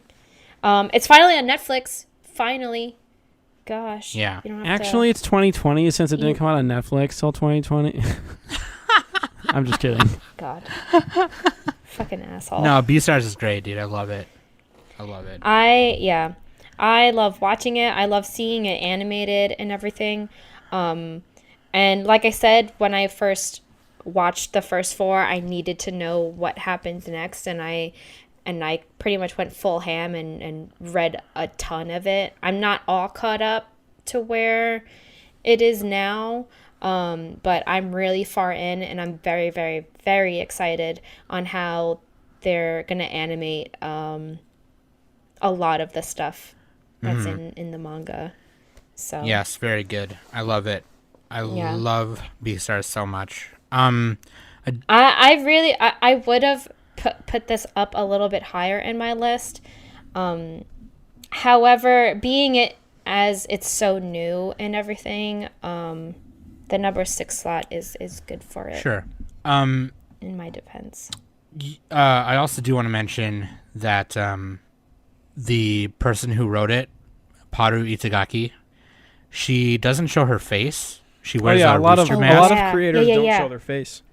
They don't she wanna get harassed. she's also the daughter of Keisuke Itagaki, who is famous for writing and drawing Baki. Oh shit! Oh, nice. Yep. Oh, nice. An artistic family. Yep. That's So Nick, you should watch this. I've already because seen of it. that. You should read it then. I can't read. Dude, Danny, don't be rude, okay? Nick has allergies. He can't read. Come on, Danny. Wait, what are you talking about? But Noxie gave him recommendations. Oh yeah. What the hell, Nick? How are your I recs started coming? them. They're on my list. All right.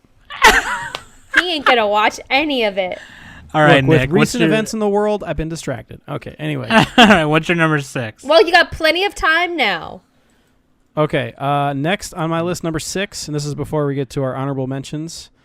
We have for me is Nichijou, 2011 Yeah. Kyoto Animation. Sam disgracefully put this lower on her list. This is, in my opinion, probably the best anime comedy of all time. Putting that out there, bold prediction, or bold statement. Best anime comedy, period. Because it has it all, baby.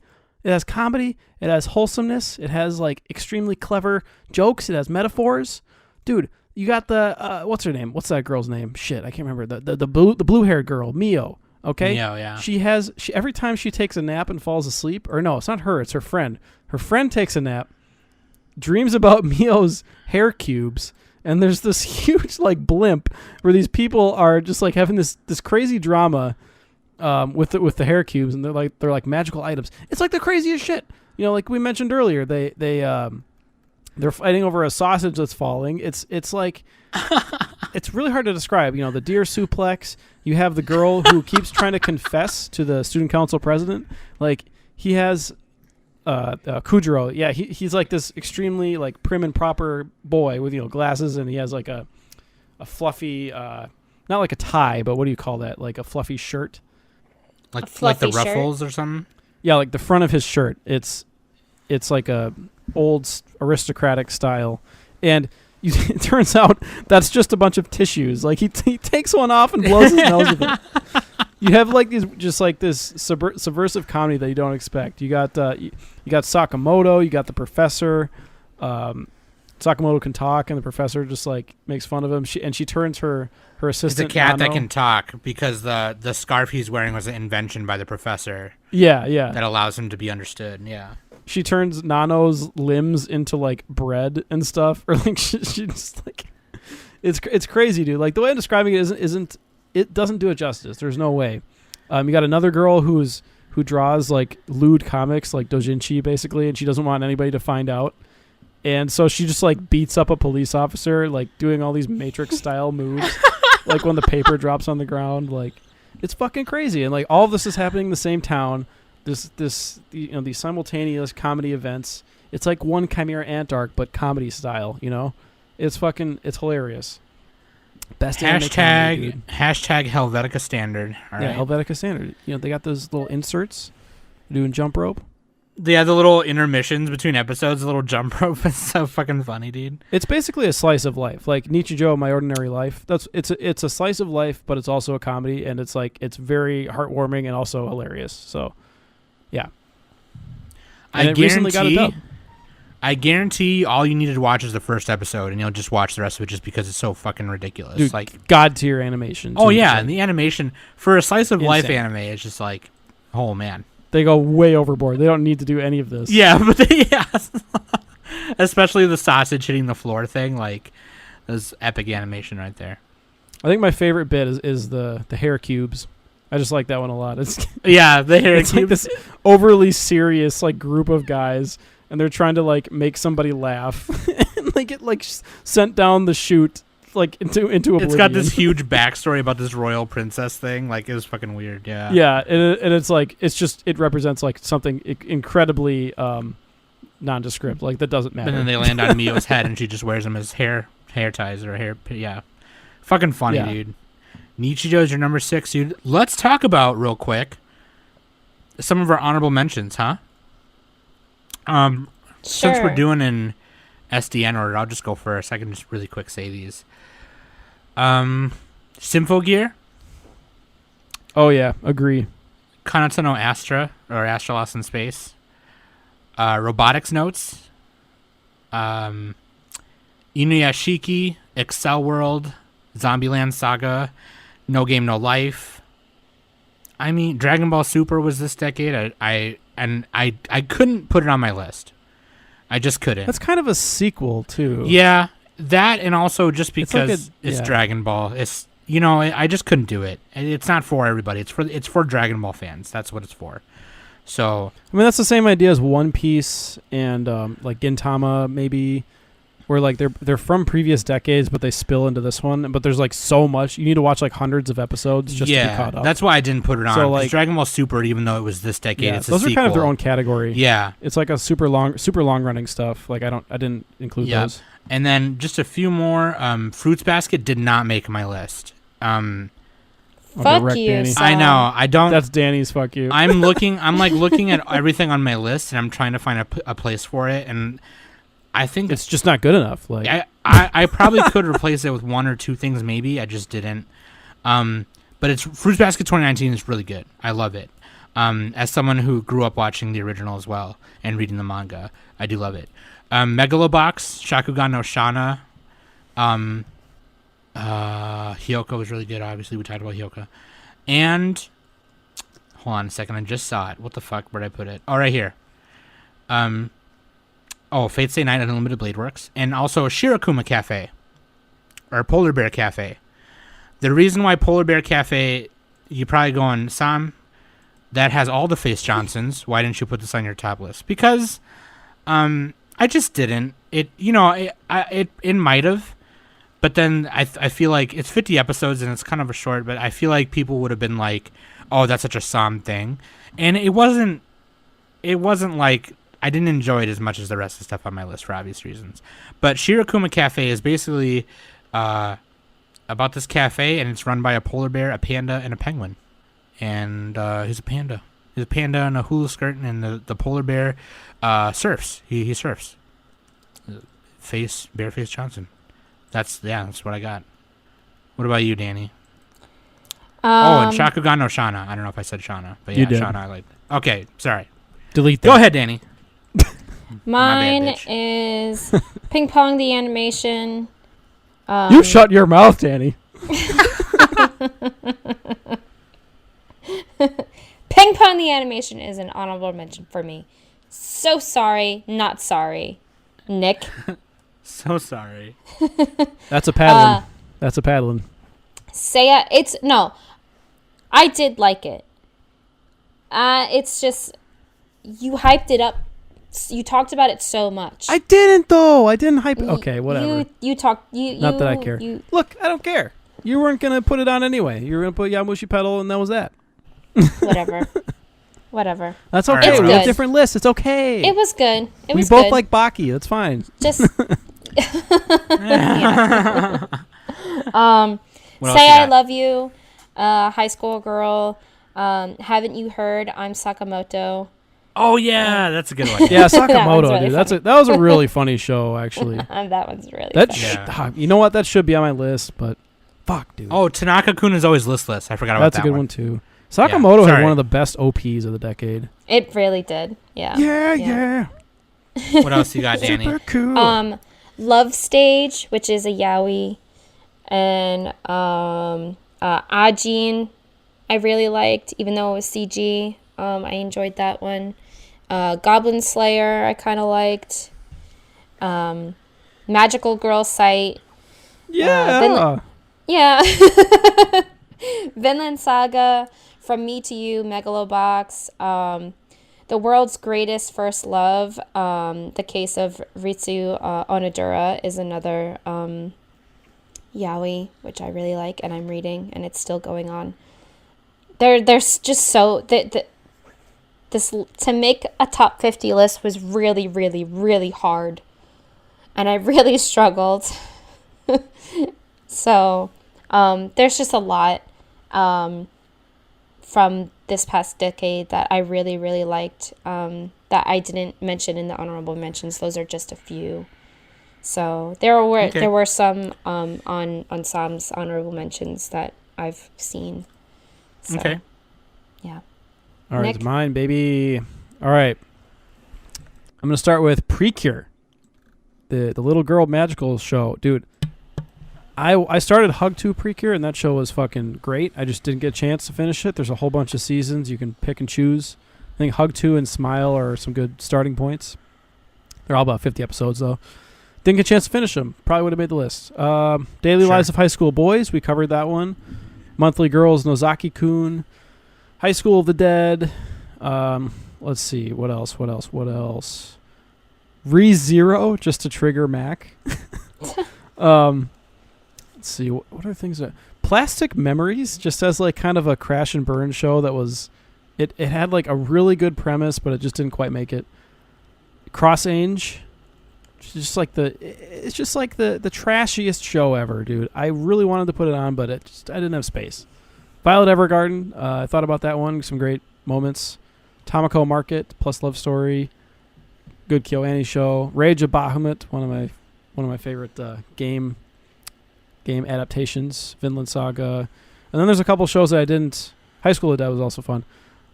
A couple shows I didn't actually get to watch was Scorching Ping Pong Girls. That was another one. Great show. A couple shows I didn't get to watch: Samurai Flamenco, Hanasaka Iroha, Star Driver, Space Brothers, Eccentric Family, Romantic Comedy Snafu, Flowers of Evil. Let's see. I think those are some of the big ones I didn't get a chance to watch. But yeah, a lot of stuff.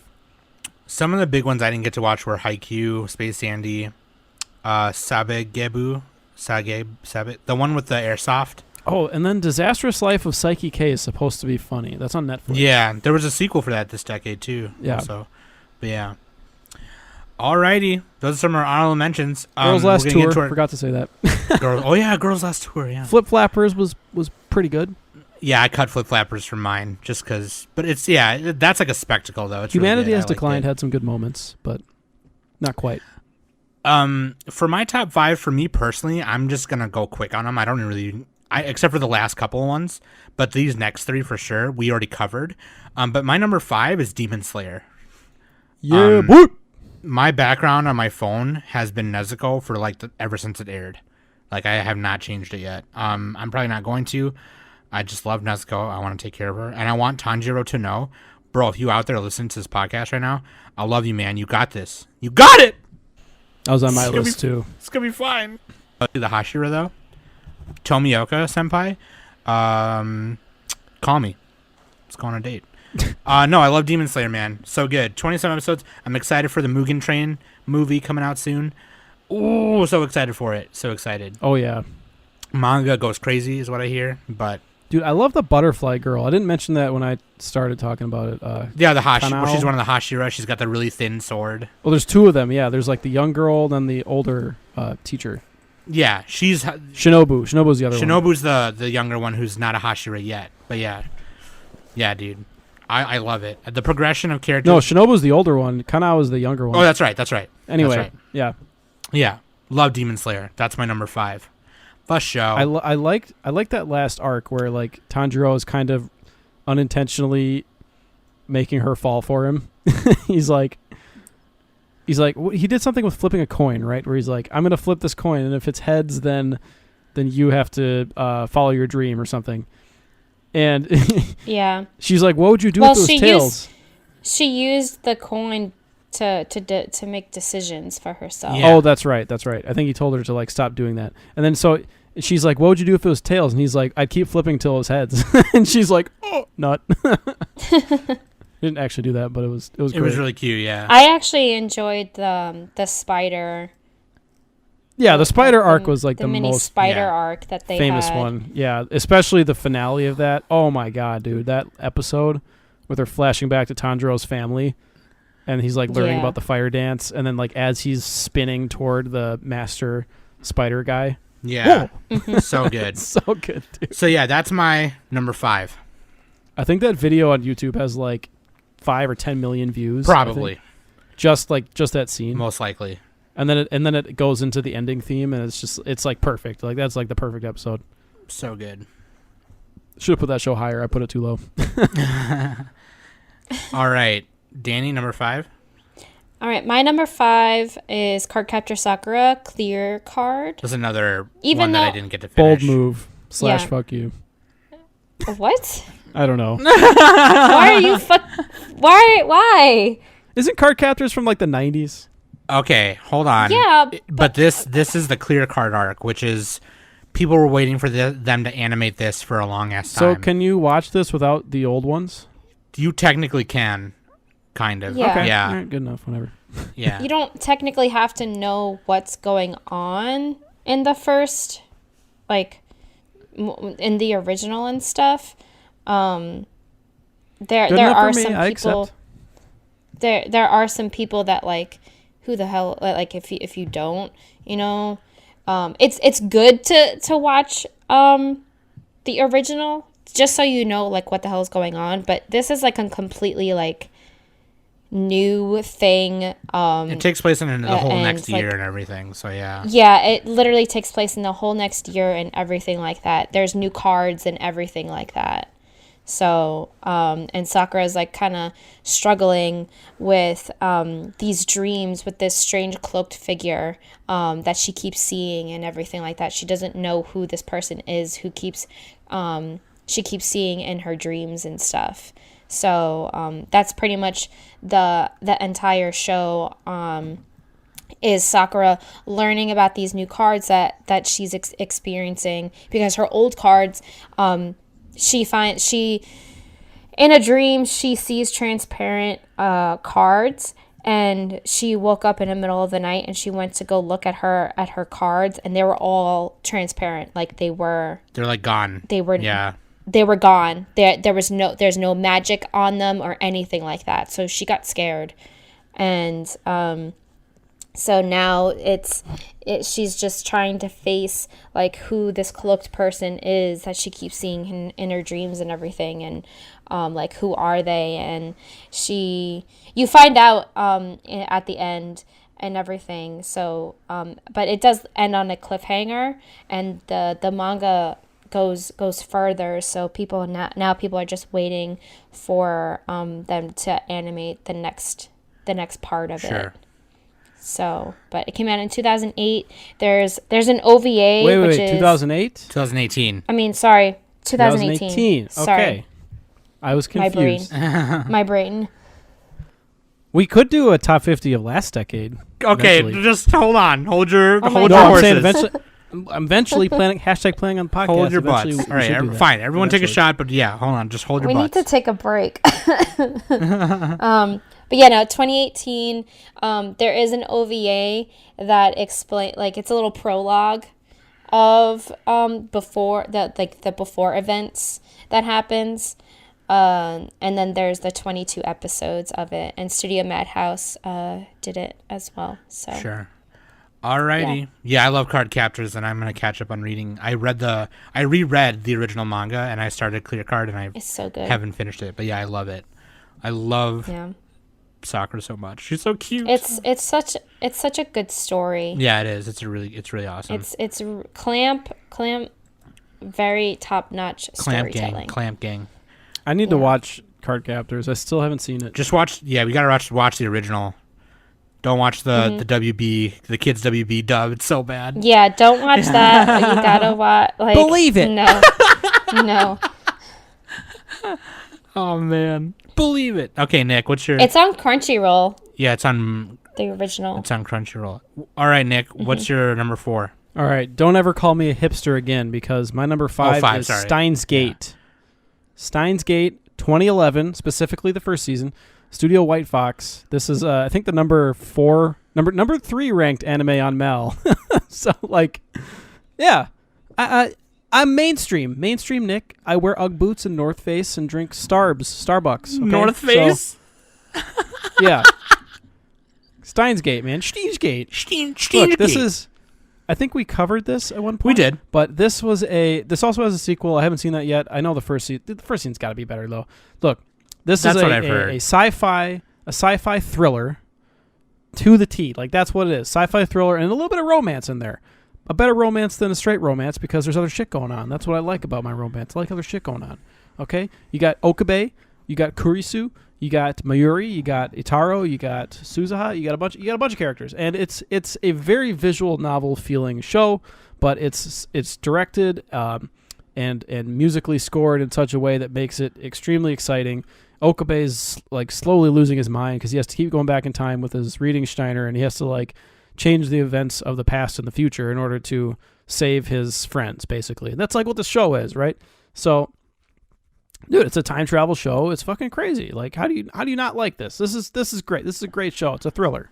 Okay, if you don't like visual novels, if you really don't like that, then fine. But you got to admit it was really well crafted. So you can tell they're friends. They had a good time hanging out. There you go. I rambled about it. Steins Gate, yeah. Part of one of the best OPs of the decade, too. It is the second entry of the science adventure series. Before that was Chaos Head. Then after that was Robotics Notes. Then Chaos Child, which is a sequel to Chaos Head. Steins Gate Zero, which is a sequel to Steins Gate, which I've heard is not as good as original Steins Gate, but... And then Robotics Notes. I've heard it's okay, but yeah, I'm talking specifically about the 2011 season. Oh, of course, yeah. And we did do an episode on it. I did enjoy it. It just didn't make my list because I don't know. It just didn't. I wasn't as into it as everyone else was. That's for sure. But I do love Robotics Notes, but that even didn't make my list. A lot of people think that Occultic 9 is part of the Science Adventure series. It's not, because it has the semicolon. Yeah, it's the same creator as Steins Gate, but it's just not part of the Science trilogy, though. Yeah. But anyway, yeah. But dude, this is one of the best thrillers of. It's so good. Like, as good as like Promised Neverland is for a thriller, I think Steins Gate's even better. Like, it's so you get this sense of hopelessness with Okabe. It's no butt clencher. I beg to differ. Okay, there's some of that going on. Okay, I don't think it is. I guess with time travel, you can always like undo things, but then there's certain points where you can't. So you can unclench your butt when you're time traveling. That's true. Dude, just like the Okabe, the characters in this show are just so much better than other thriller shows, in my opinion. Like they're so likable. So there, yeah. All right, that's your number 5, dude. We're on to number 4. Daniel already covered it pretty much, but Beastars is my number 4. Hey. Yeah, it's higher. It's this high on my list because 2 reasons. Animal Face Johnson's is the first reason. The second reason is Animal Face Johnson's. And there was a third reason, but I decided not to say it, but I'll say it anyway. It's Animal Face Johnson's. But no, seriously, honestly, it's a good romance. It's very intense. And the themes in it are really good. Like Nick mentioned, the themes, the racism, the speciesism, as you could say it too, I guess. Government. There's like even some like fucked up politics in it. Like, oh, I can't talk about this and do this. Talk about a missing herbivore when I'm about to be reelected. I'm a lion and whatever. And it's like, dude, what the fuck is your problem, dude? Are you serious? Oh yeah, the lion. He actually shaved down his teeth so it'd be less threatening. Yeah, it's just like, dude, we're talking about a fucking missing herbivore here. Like, they gone missing. Like, you seriously don't want to. And it's like, it's fucked up, man. Like, he was, and it's all kinds of shit like that. It's so good, but mainly because Animal Face Johnson's. There's also a red panda on the. He's on the crew, on the stage. Well, crew. we haven't talked about Haru's character, the bunny. She actually has a really good character. She's she's the female lead. She deals with like the ostracizing by her classmates because she's very promiscuous because she's a fucking bunny. So bunnies are known for just boinking all day, and like people are trying to slut shame her and stuff. And she's the only time she can feel powerful and alive is when she's like having sex. So that's kind of her arc. She's like, and she's always like close to death. She's always just like afraid of dying at any moment. I can slightly relate to Haru. You're constantly afraid of death. Well, aren't we all in 2020? Yeah, no. So Beastars, I freaking love it, man. Shout out to Legoshi, my boy. He's legit. So yeah, dude, that's my number 4. Going out the dope. My number 4 is Hyoka. Oh, Yay! Danny. Yay! And you said I didn't give us a romance. This isn't a romance. There's a little bit in there. It does no, it does not. It is not. It is a mystery slice of life. That's what it is. There's no romance in it A whatsoever. little bit of romance in there. A little bit. Very like a centimeter worth of romance. Danny, dude. But there is no 2 centimeters. No romance. Fucking It is not Nick. categorized as a romance. All right. It Anyway. is not a romance. Gosh. Unfortunately, I think you guys did a spotlight for this, right? Yeah, we did. Yep. Yeah, I was not a part of that at that time. I was in school. That's when you was going to so the I had school. I was going to the school. I was trying to be a massage therapist, which I am now. Thank God. Yeah. I get the monies. So. But yeah, no, this show, high intensity, I must say. It's a slice You know, of it's life. got- There was kind of low intensity most of the time. Well, I mean, but a lot of the mysteries that they wanted to solve and everything, were a little bit of high intensity, especially the murder mystery video that they were trying to do. Oh yeah, yeah. For the school festival. So that one, it's been so long since I've seen it, and I really wish I could just rewatch it just to refresh my memory and stuff on it. Because I know that there were a lot of other good parts that I liked aside from the murder mystery video critique that they wanted to do. So, but main character, he's very like, he doesn't want to do a whole lot. He tries not to do too much, like release too much of his energy, but he meets Chitanda, which is, she's just all like, I have to know, like, why? I'm curious why, and her eyes just like glisten in the light and everything, and he's just all like, oh fuck, like, here we go again. So, but yeah, I don't want to go too much into detail because we did the spotlight for it, and when I did come back as a host after I graduated, I did talk about this at that time too. So, but Yeah. yeah, it has 22 episodes. It's really awesome, and it's based on a novel. So Chitanda, best girl, Yeah. dude. Chitanda, She's yeah, so cute. she's hot. She's very cute. She is hot. The only thing that I wish that they Adorbs. would have shown was the sister. They never show her face. Oh yeah, yeah. I think there was a reason for that, but I don't Just remember like- why. Man, I want to see what she looks Right. like. just add eyes and a mouth and a nose. Danny, okay, first of all, how can you say that when your favorite show is Princess Jellyfish? Half the characters don't have faces. There's only like 2 people. Lawyer. Lawyer. What Look the at my heck? suit. All right.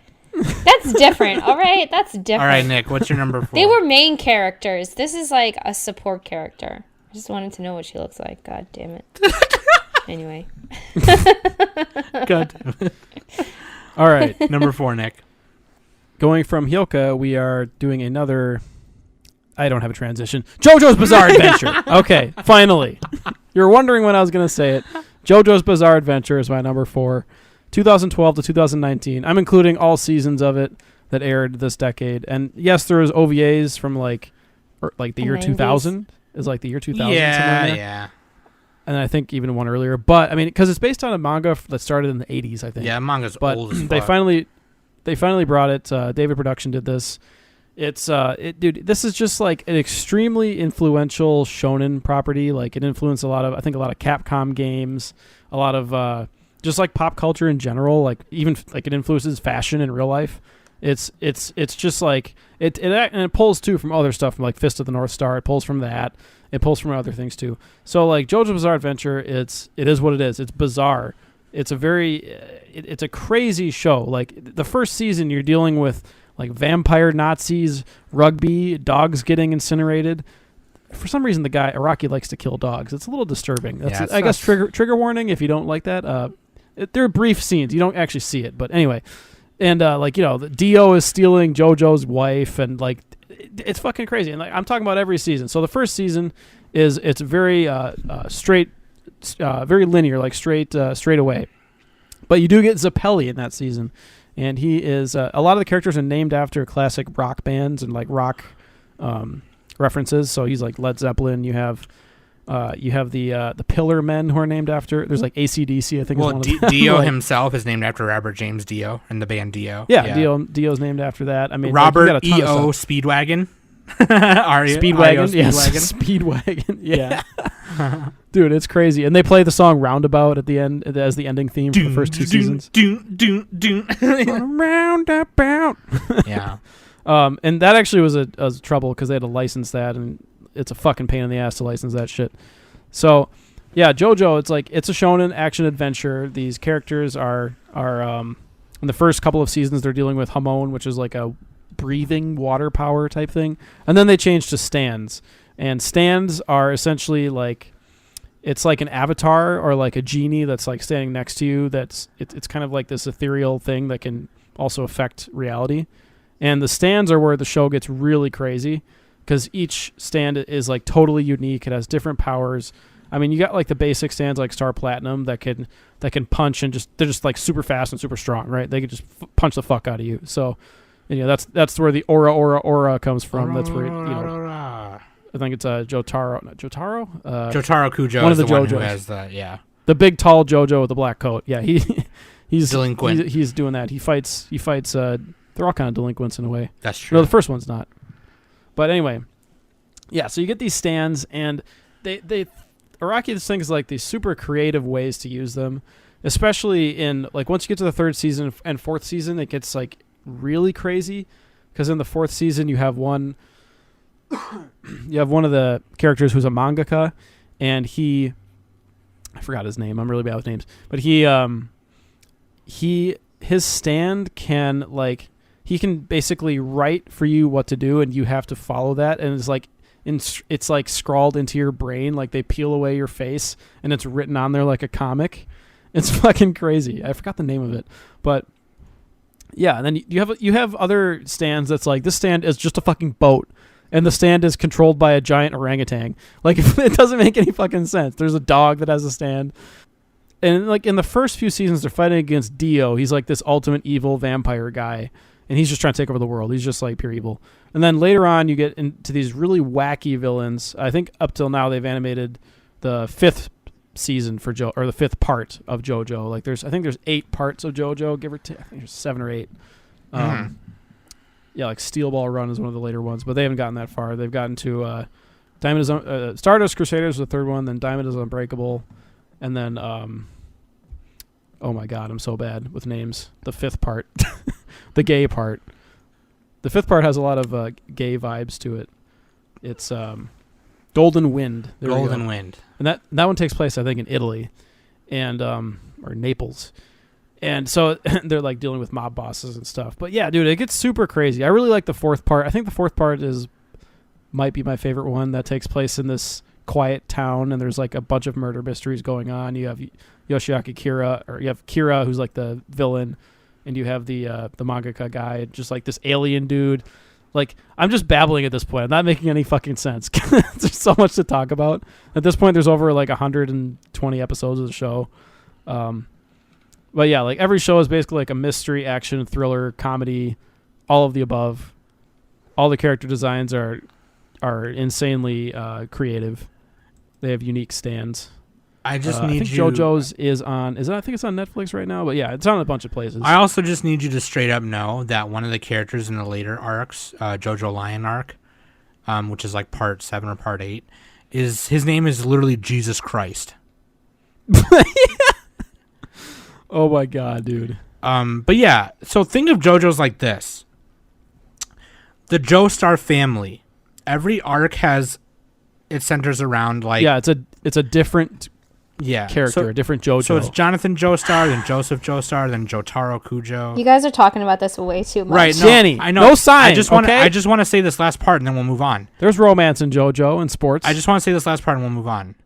So, and then they all fight Dio, who is a vampire, right? Yeah, he's the first big villain. Think of it like Castlevania. It's the Belmont clan versus Dracula.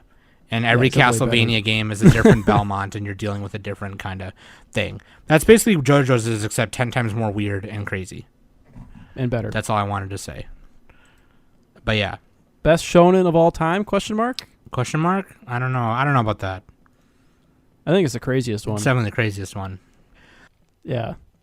The current arc JoJo line is still going in Jump Comics, I think, right now. I don't know. But, yeah, dude, it's wild. All right, dude, we're on to our top 3. Holy shit. This one was already covered by Nick and Danny. Death Parade. Wow, top 3. Yes. Yeah, high on mine. Its aesthetic is just my thing.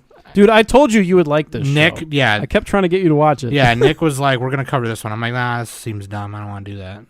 Because I thought I was being hipster about it a little bit. No, I love it. I love it very much. It's very emotional. It tugs on your heartstrings a lot. There's something in it relatable for everybody. Every kind of person with any kind of problem.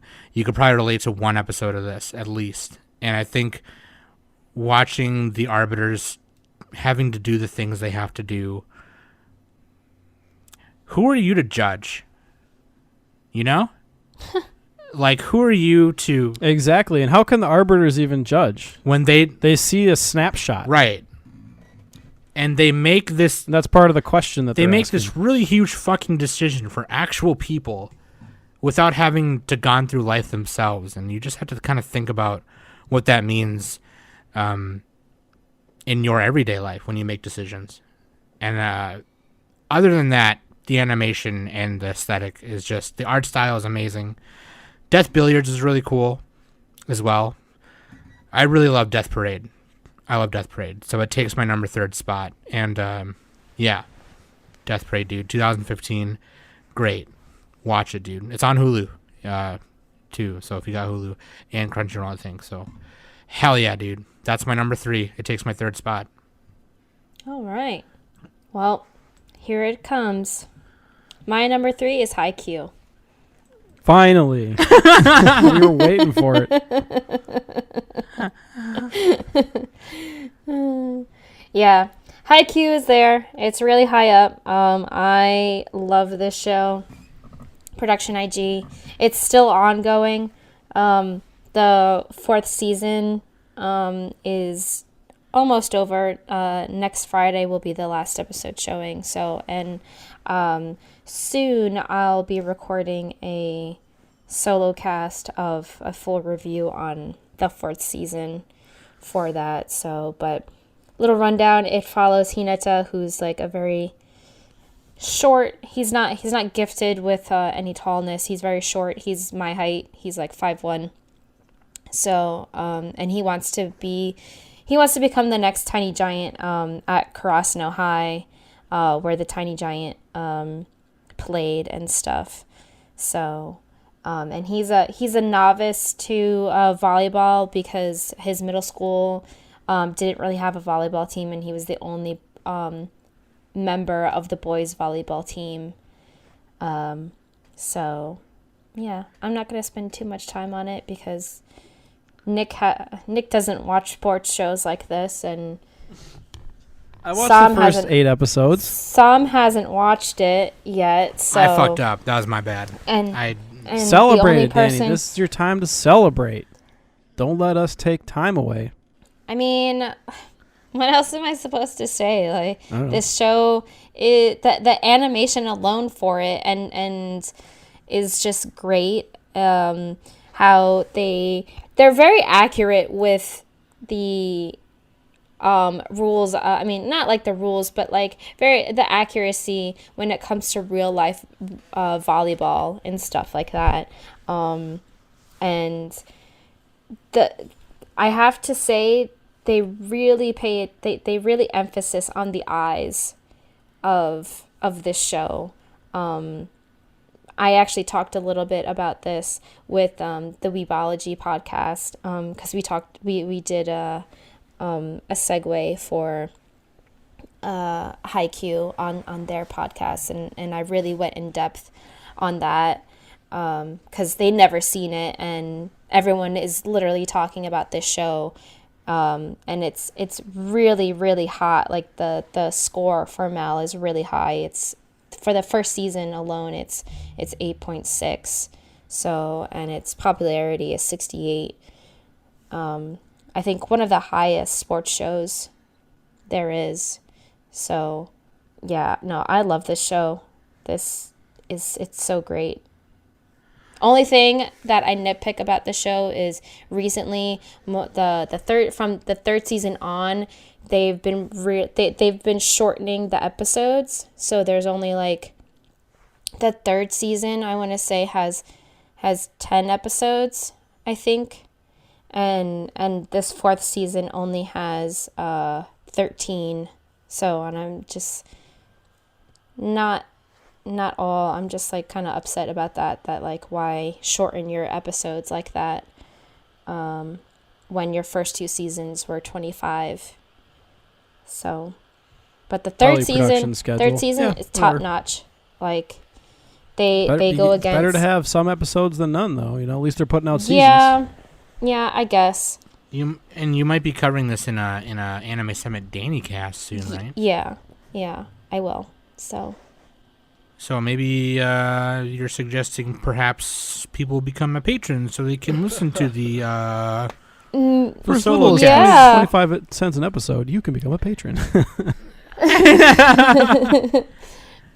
Yeah. So, yeah. No. Like I said, I'm definitely going to do a full review on the fourth season, just for patrons only. So if you like Haikyuu, like me, and you want to hear my opinion on it, then become a patron so you can listen to it. All right. That's what's up. Number 3, Nick. Number 3, Kill la Kill, 2013 and 2014, Studio Trigger. This is fucking amazing. This is everything I want in a cartoon. This is Trigger's best show, in my opinion.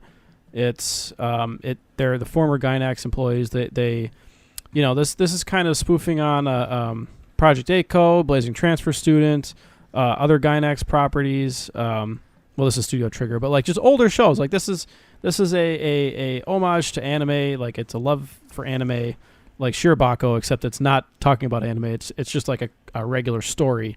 You have Ryuko Matoi and Satsuki Kiryuin, and they're facing off against each other. They have their Senketsu and Junketsu armor, and they fight at Goku uniforms. And it's a school, Hanoji Academy. They're fighting. I'm not doing a very good job describing this. There's a school, Hanoji Academy. I think you are. And Ryuko is trying to find out the mystery of who killed her dad. And Satsuki is the student council president. And there's an Elite Four. There's a whole bunch of characters. Mako is Ryuko's friend. She's fucking funny. The character designs in this show are iconic. Like, you can't miss it. Kill a Kill. Fuck, man. It has what's his name? Hiroyuki Sawano soundtrack. The Don't Lose Your Way. You know, you Blue and Kratz. Like, you've heard all these songs over and over again. You see Kill a Kill merchandise and posters at every convention. You know, it's like dude. I like the episodes that were just crazy. Like, I liked episode, I think it was 4, where they're like racing up the hill to get to school on time. And the show has like a lot of themes too. Like it's crazy and wacky, but it has some thematic depth to it. Like you have literal like class warfare with like the more stars in your uniform, the better you are. You have like the students who don't do as well have to live lower in the slums, and they're all like vying to get, you know, higher in power. And I think Hanoji Academy actually is based off of the Revolutionary Girl Utena Academy. It looks very similar to it. I don't know. This show's fucking funny. It's crazy. It's wacky. It's dramatic. It make you maybe Satsuki Kiryuin's her outfit is like a call to Utena. Yeah. And the school looks almost exactly like it. But yeah, dude, and the animation is just, it's so fucking, like, it's not super fluid animation, but they're not afraid to take risks. Like they'll do different styles. They'll do crazy shit. They'll have text showing up on the screen, like smashing stuff in the in the background. You know, they'll do everything with it. It's crazy. There's a lot of fan service. You know, the show is known for its fan service. There's, you know, you got some mild nudity. You got mild. A little bit. It's not like hardcore, but yeah, it's mild. Yeah, a little bit. That's an understatement. Life fibers, okay? It's a show about clothing, how clothing defines us, and how I don't think so. People don't want to be a lot of less clothing. People don't. Well, yeah, that's what I'm saying. Because the less clothing they're wearing, the less they're defined by it, and they don't want to be like embarrassed. There's from like it a really and all big that. deeper Yeah, and there's a lot to it. There's, you know, you could read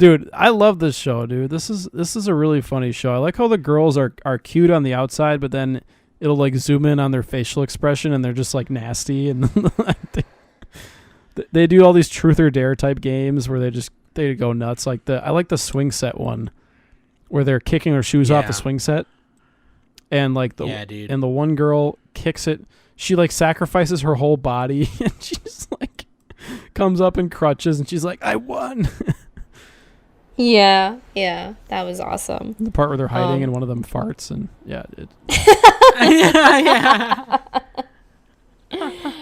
Hanako is my favorite. It's a very vulgar show.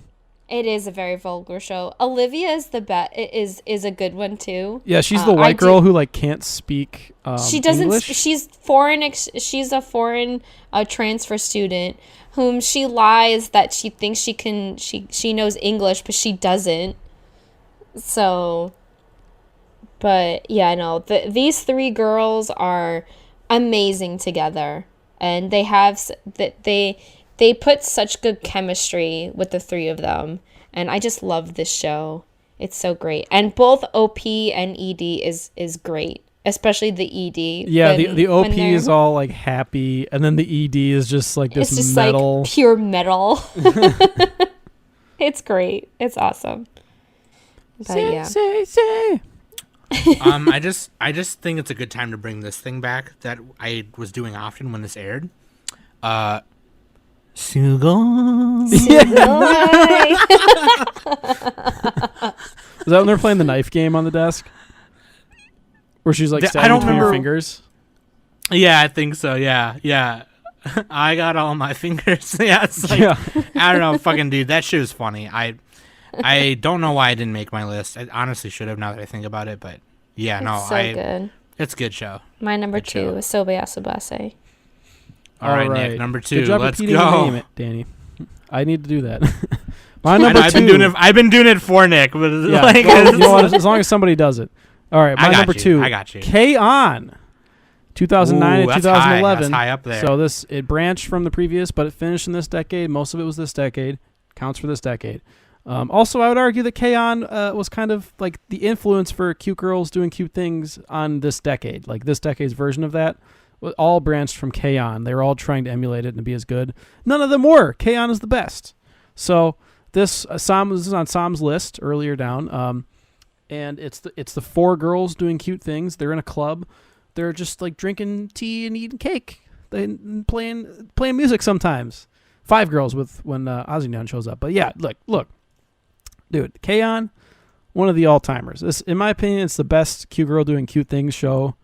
Kyoto Animation does a phenomenal job. Like the animation is actually really good and fluid in here, and they're so cute. Like the thing that makes the show good is the friendship between the characters, and like they're learning about like what they want to do in high school and after high school. It's like there's also that limited amount of time they have, and realizing that high school won't last forever and they have to make the best of it, right?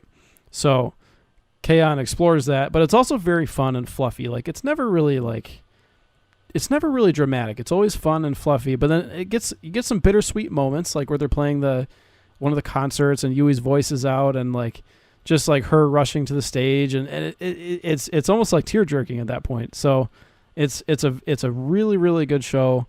Almost a Yashike style. Almost. It's more of a comedy than that. But like, yeah, I mean, Sam, you agree with that, right? It's fucking phenomenal.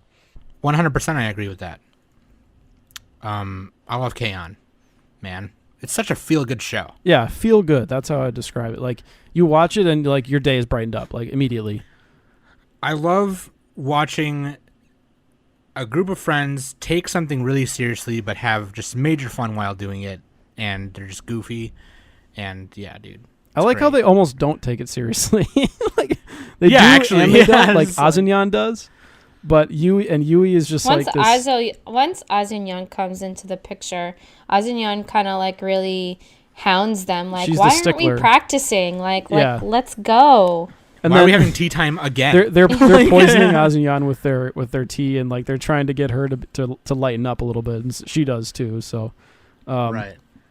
But yeah, like it's such a good show. Like the dynamic between the girls is perfect. You know, you got Yui. She's like the Genki girl who's smart but also really dumb and also really smart. You got Mio, Right. who's the shy girl. You got Azuya, who's the stickler. You got Samugi, who's like she's like the Yuri girl. She likes to watch girls interact, and she's like curious. And Ojisama. Then Ritsu is kind of like Yui 2.0. She's like the tomboy. But yeah, dude, it's fucking great. And there's like a lot of little things that you'll notice watching it a second time around, like different character interactions. Kyo Animation like puts that in the background. Like they do a really good job with the backgrounds and like making the world feel alive and real. A lot of shows will have just like a flat, like you can't picture where things are, but in K-On! you can picture it all. 100%. One of the warmest, That is happiest animes. That is a good point that I should have mentioned, but yes, Keon is great. All right, dudes and dudettes and dude thems. Fucking number one. Everyone shut up. Oh boy. My number one is Kill a Kill. I love this anime. Oh yeah, can't blame you. I love this anime very much. It's very awesome. My best English White Sword deck is a Kill a Kill deck. Oh, I thought you point that out. I thought you were gonna say my best English. Very awesome. My best English, very awesome.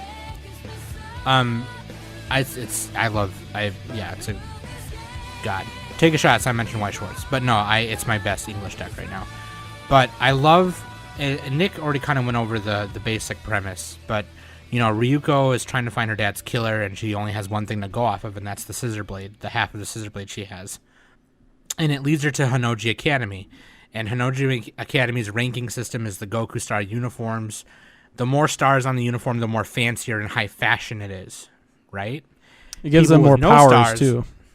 Yeah, and it gives them more powers. People with no stars, they live in the slums. They live in the shitty parts of the city. They go to the shittier classrooms of Honnouji Academy. And Ryuko, you know, she wears Senketsu. It's got no stars, but when she transforms into into her battle uniform, she's embarrassed by it. She's like, man, this is embarrassing. Like, I'm wearing skimpy clothing. Like, people can see like my thighs and stomach and my underboob and you know. And that's one of the themes is like how we rank people based on looks, how we rank people based on fashion, how we look at someone who's wearing an outfit like Ryuko's and call her a slut or something like that. Or we look at Mako's schoolgirl uniform and it's just like she's a modest, typical, boring schoolgirl, whatever. And halfway through the show, But they do it in a funny way though, and it's always action packed. Oh yeah.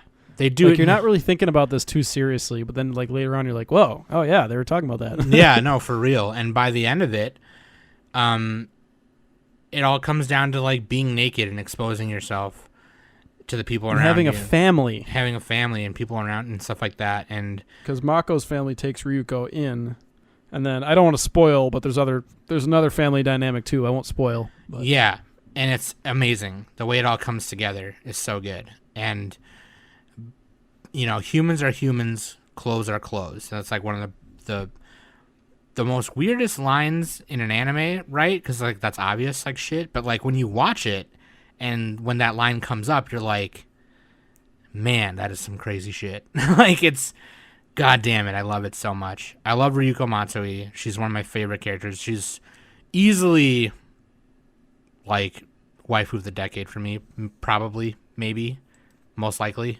I'm kind of a whore, so I have multiple waifus. But, like, God damn it. I almost want to rewatch it right now, just talking about it. Just hearing Nick talk about it a second ago, I was just like, God, I gotta rewatch this shit, man. Shit! Nut. Motherfucker. Ah! God damn it. Oh, God. Hiroyuki Imaishi was the director. Oh, yeah, Imaishi. Yeah, this feels very Imaishi. His catalog and his resume is huge. You know, he directed Promare also more recently. He did some key animation in Redline. He did some key animation and storyboarding on Samurai Champloo. I mean, he's great. And then he was also reined in a little bit on Kill la Kill because like it's it's controlled chaos. It's not just pure chaos like Dead Leaves. Yeah, Like, Dead Leaves is just just pure pure chaos. chaos. Yeah, no, Kill la Kill. But Kill la Kill has like a narrative arc to it. Yeah, 100%, 100%. But yeah, dude, that is my number one. If you have not seen Kill la Kill yet, I guarantee you probably just haven't watched it yet because you think it's overrated or everyone talks about it or whatever. Dude, don't do that. Please do not do yourself that disservice. Just watch it. 100%. Yeah, and I should mention the. I just had it. The series original creator was Kazuki Nagashima. Yes. So that's what it wasn't written by Imaishi. It was directed by Imaishi. Yes. So, and I think that's where he excels is like directing. Just like give him a script and let him go wild. You know. Yeah. Yep.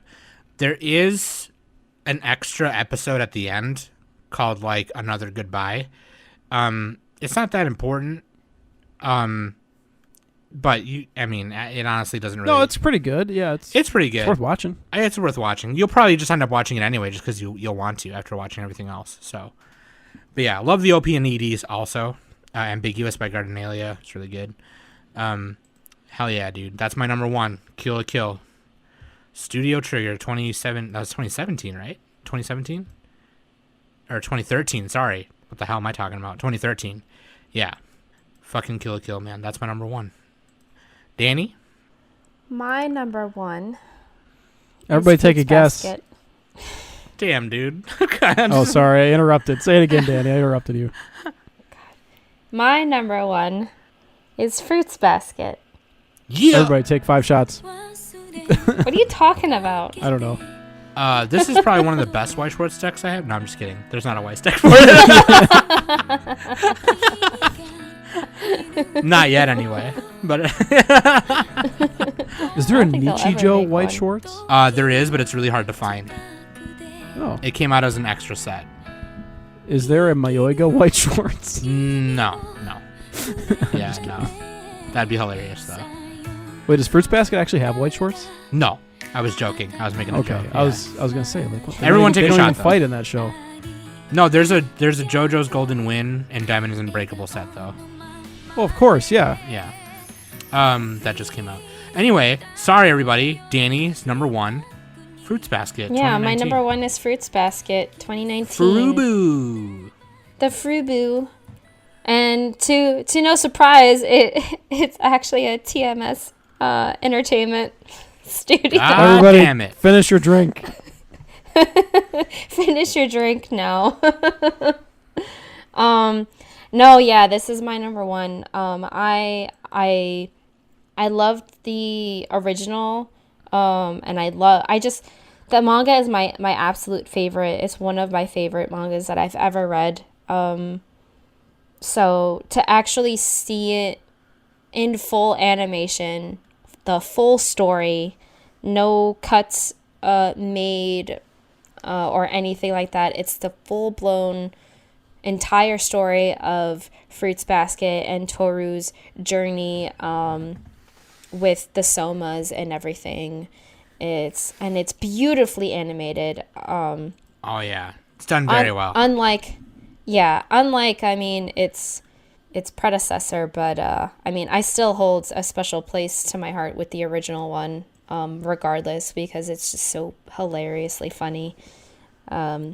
So this one takes a little bit more of a serious note, just like the manga. It does have its funny moments, but it does have a more serious tone for it. So, and I'm super excited for the second season that is coming out in the spring. So I'm very excited to see Yuki's council, because Yuki almost becomes the student council president. So he obviously is going to have his team, and to see all those other characters be animated and everything. I'm just very, very, very excited to see that, and all the other events that happen with the Soma family and everything. God, I love this one. The I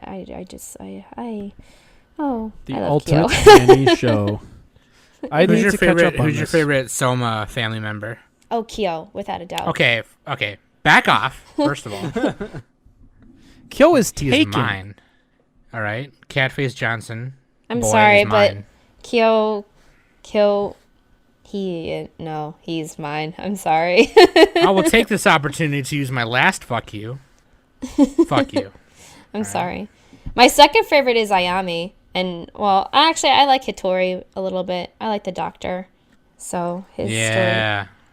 Tall's, darks, and handsome. Yeah, talls, darks, and handsomes. I forgot about that Dannyism. Talls, darks, and handsomes. Tall's, darks, and handsome. That's fucking funny, dude. No, but I love all the Somas. And I love what they did with Momiji because he's half German. And in the manga, he does speak a little German, and I was very happy to see that they managed to get, for the dub at least, who's like to have like a German accent and stuff. And they did manage to get majority of the original cast for the English dub from the 2001, which I was super happy about because I need me some Jerry Jewell for Kiyosoma. So, and there are little like tweaks here and there for it. Like Laura Bailey, she has a little bit more of a higher pitch tone in the 2019 than she does in the 2001. Same thing with the actor who plays Yuki as well. His voice is a little bit more higher pitched than in the original. So, but it's they got a lot of the same voice actors to do the Japanese and English. Yeah. No, not Japanese for is Japanese. The sub is all completely new cast. Oh, I thought it was the same. No, there's. So it's just for the English then. Yeah, just for the English, they got majority of the original cast. Nice. So, Okay. Because Caitlin Glass is the ADR director for Fruits Basket. So, and she actually managed to get a lot of, at least like the more adult characters like Kyo, Toru, Yuki, Shigure, Hatsuharu, Ayami, and Hitori were all the same character voice actors. Okay. So, and they actually did. Oh, and Ritsu. I forgot about Ritsu. They got the original actor for. So. Okay. Yeah, Fruits Basket. There's your number one. All right, Nick. One. Take us out Number of here, one, bro. baby. I only have 30 minutes to talk about my number one because we're about to hit the 3-hour mark. Yeah, this is gonna be almost a 5-hour podcast. Dude. It's gonna be Jeez. crazy. Yeah. We only got 30 more minutes left on the recording. My number one, Ping Pong the Animation. 2014 Tatsunoko production. Can definitely see why this is your number one. Masaki I know how much you Yuasa love it. is the GOAT. You know how many Masaki things I have Yuasa, of his dude. on my list? I have Ping Pong. I have Tatami Galaxy. Fuck, what else? Devil May Devilman Cry Crybaby. Baby. Was there another one? Yeah. I feel like there's another one I'm missing. Anyway, everything he makes is gold. Ping Pong the Animation. Here we go. Sam talked about it earlier, but this is the story of a bunch Go of... off. You have various groups of ping pong players. You have one guy from China. You got a couple guys from this ping pong academy, and you got a couple guys from just regular school who are ping pong savants, basically. And there's the inter-high tournament that happens every year, and all these characters clash together, and they're trying to win. They're trying to be good at ping pong, but there's more to it than that. Like there's a lot of metaphor and a lot of creative directing that goes into it. You have there's this constant like repeated motif of like the hero. Like, what is it to be a hero? Except it's kind of like My Hero, but better. So like you have Smile and Pecco. They're the two main characters, and I think it's who is the one who is thinking of the hero. I forget which one is which, but Smile is the quiet glasses kid, and he is playing a game that has like this like Sentai themed, like Tokusatsu themed character, and it's like this hero character, and he's always playing it, and he's always humming the theme to the game.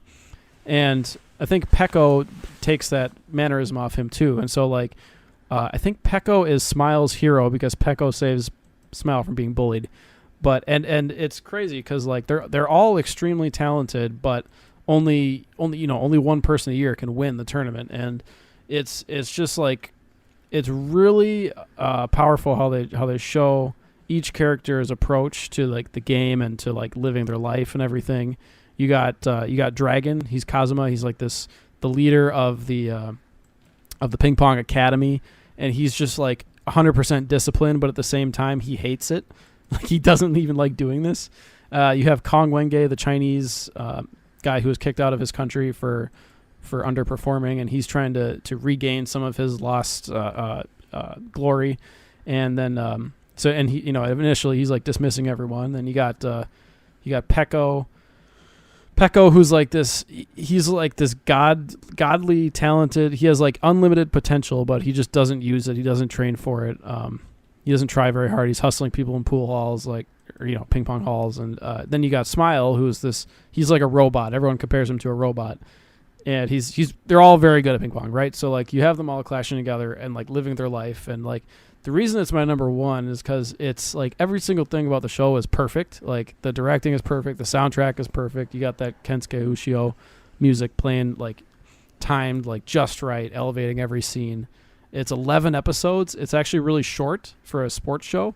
It's almost not even really a sports show. I mean, it is, but it's like this is the best version of a sports show. There's no possible way that you could do a better job because it packs so much into like this small space, but at the same time, it's like the perfect amount. You know what I mean?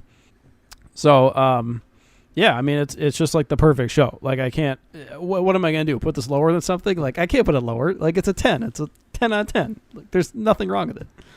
It's the perfect show for you. For everybody. Okay. Not just me. For everybody. I know what's best. I know what's best. Dude, I get You'll chills. eat what I bring I you. get goosebumps every time. Like I get sucked in. If I start to watch a scene, I can't stop watching. Like it's so fucking good. And the animation is like it's the Masaki Uasa style where it's kind of sloppy. Like the characters are not beautiful or pretty. You know, they're very like rugged, right? And it changes styles and gets like really abstract and has like the window paneling thing going on sometimes. But it works though, like the way that they match characters and events to other events. Like they'll match the ping pong ball with a plane and show like Kong Wenge gazing into the distance, and it's just like it's fucking perfect, dude. You can't do any better. Sure. Can't you do go. any better. I mean, fuck. This is life. Ping pong's life.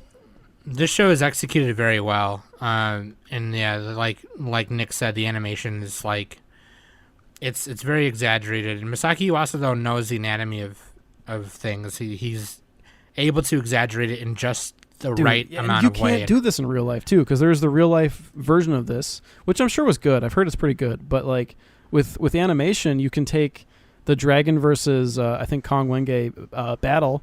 And Dragon is just like hovering over the table and growing larger second by second, and he like turns into a literal fucking dragon. And he's just like Kong is just like this tiny little dot, and he's just like reaching over and just like demolishing him. And there's just like a black hole. There's no hope. It's fucking sick, dude. You can't do that in real life. It's just like a regular person standing there, right? This is This is why animation exists. Oh, yeah, that's a bold statement, Cotton. But I can agree with you a little bit there. I can see what the animation. I can pick up what you're putting down. That's for sure. I think this is my second favorite show of all time, behind Evangelion. Right. Evangelion would be our number one probably if we were able to do that. But we're talking about the decade, obviously. Ooh, man. I am just about done with this shit. God fucking damn it. I've been working on We've been working on this since 2000, the beginning of 2019. And yeah, that's why it was hard to describe some of the older shows, because it's like, oh, I watched Katanagatari over a year ago, and that show is like incredibly dense. Like, right. have fun with that. If you so I'll tell you what, if you go to our YouTube channel and you go to playlists, you can see where we started. One of them got deleted. I'm not sure why. I'll have to figure out which one that is. But yeah, dude, it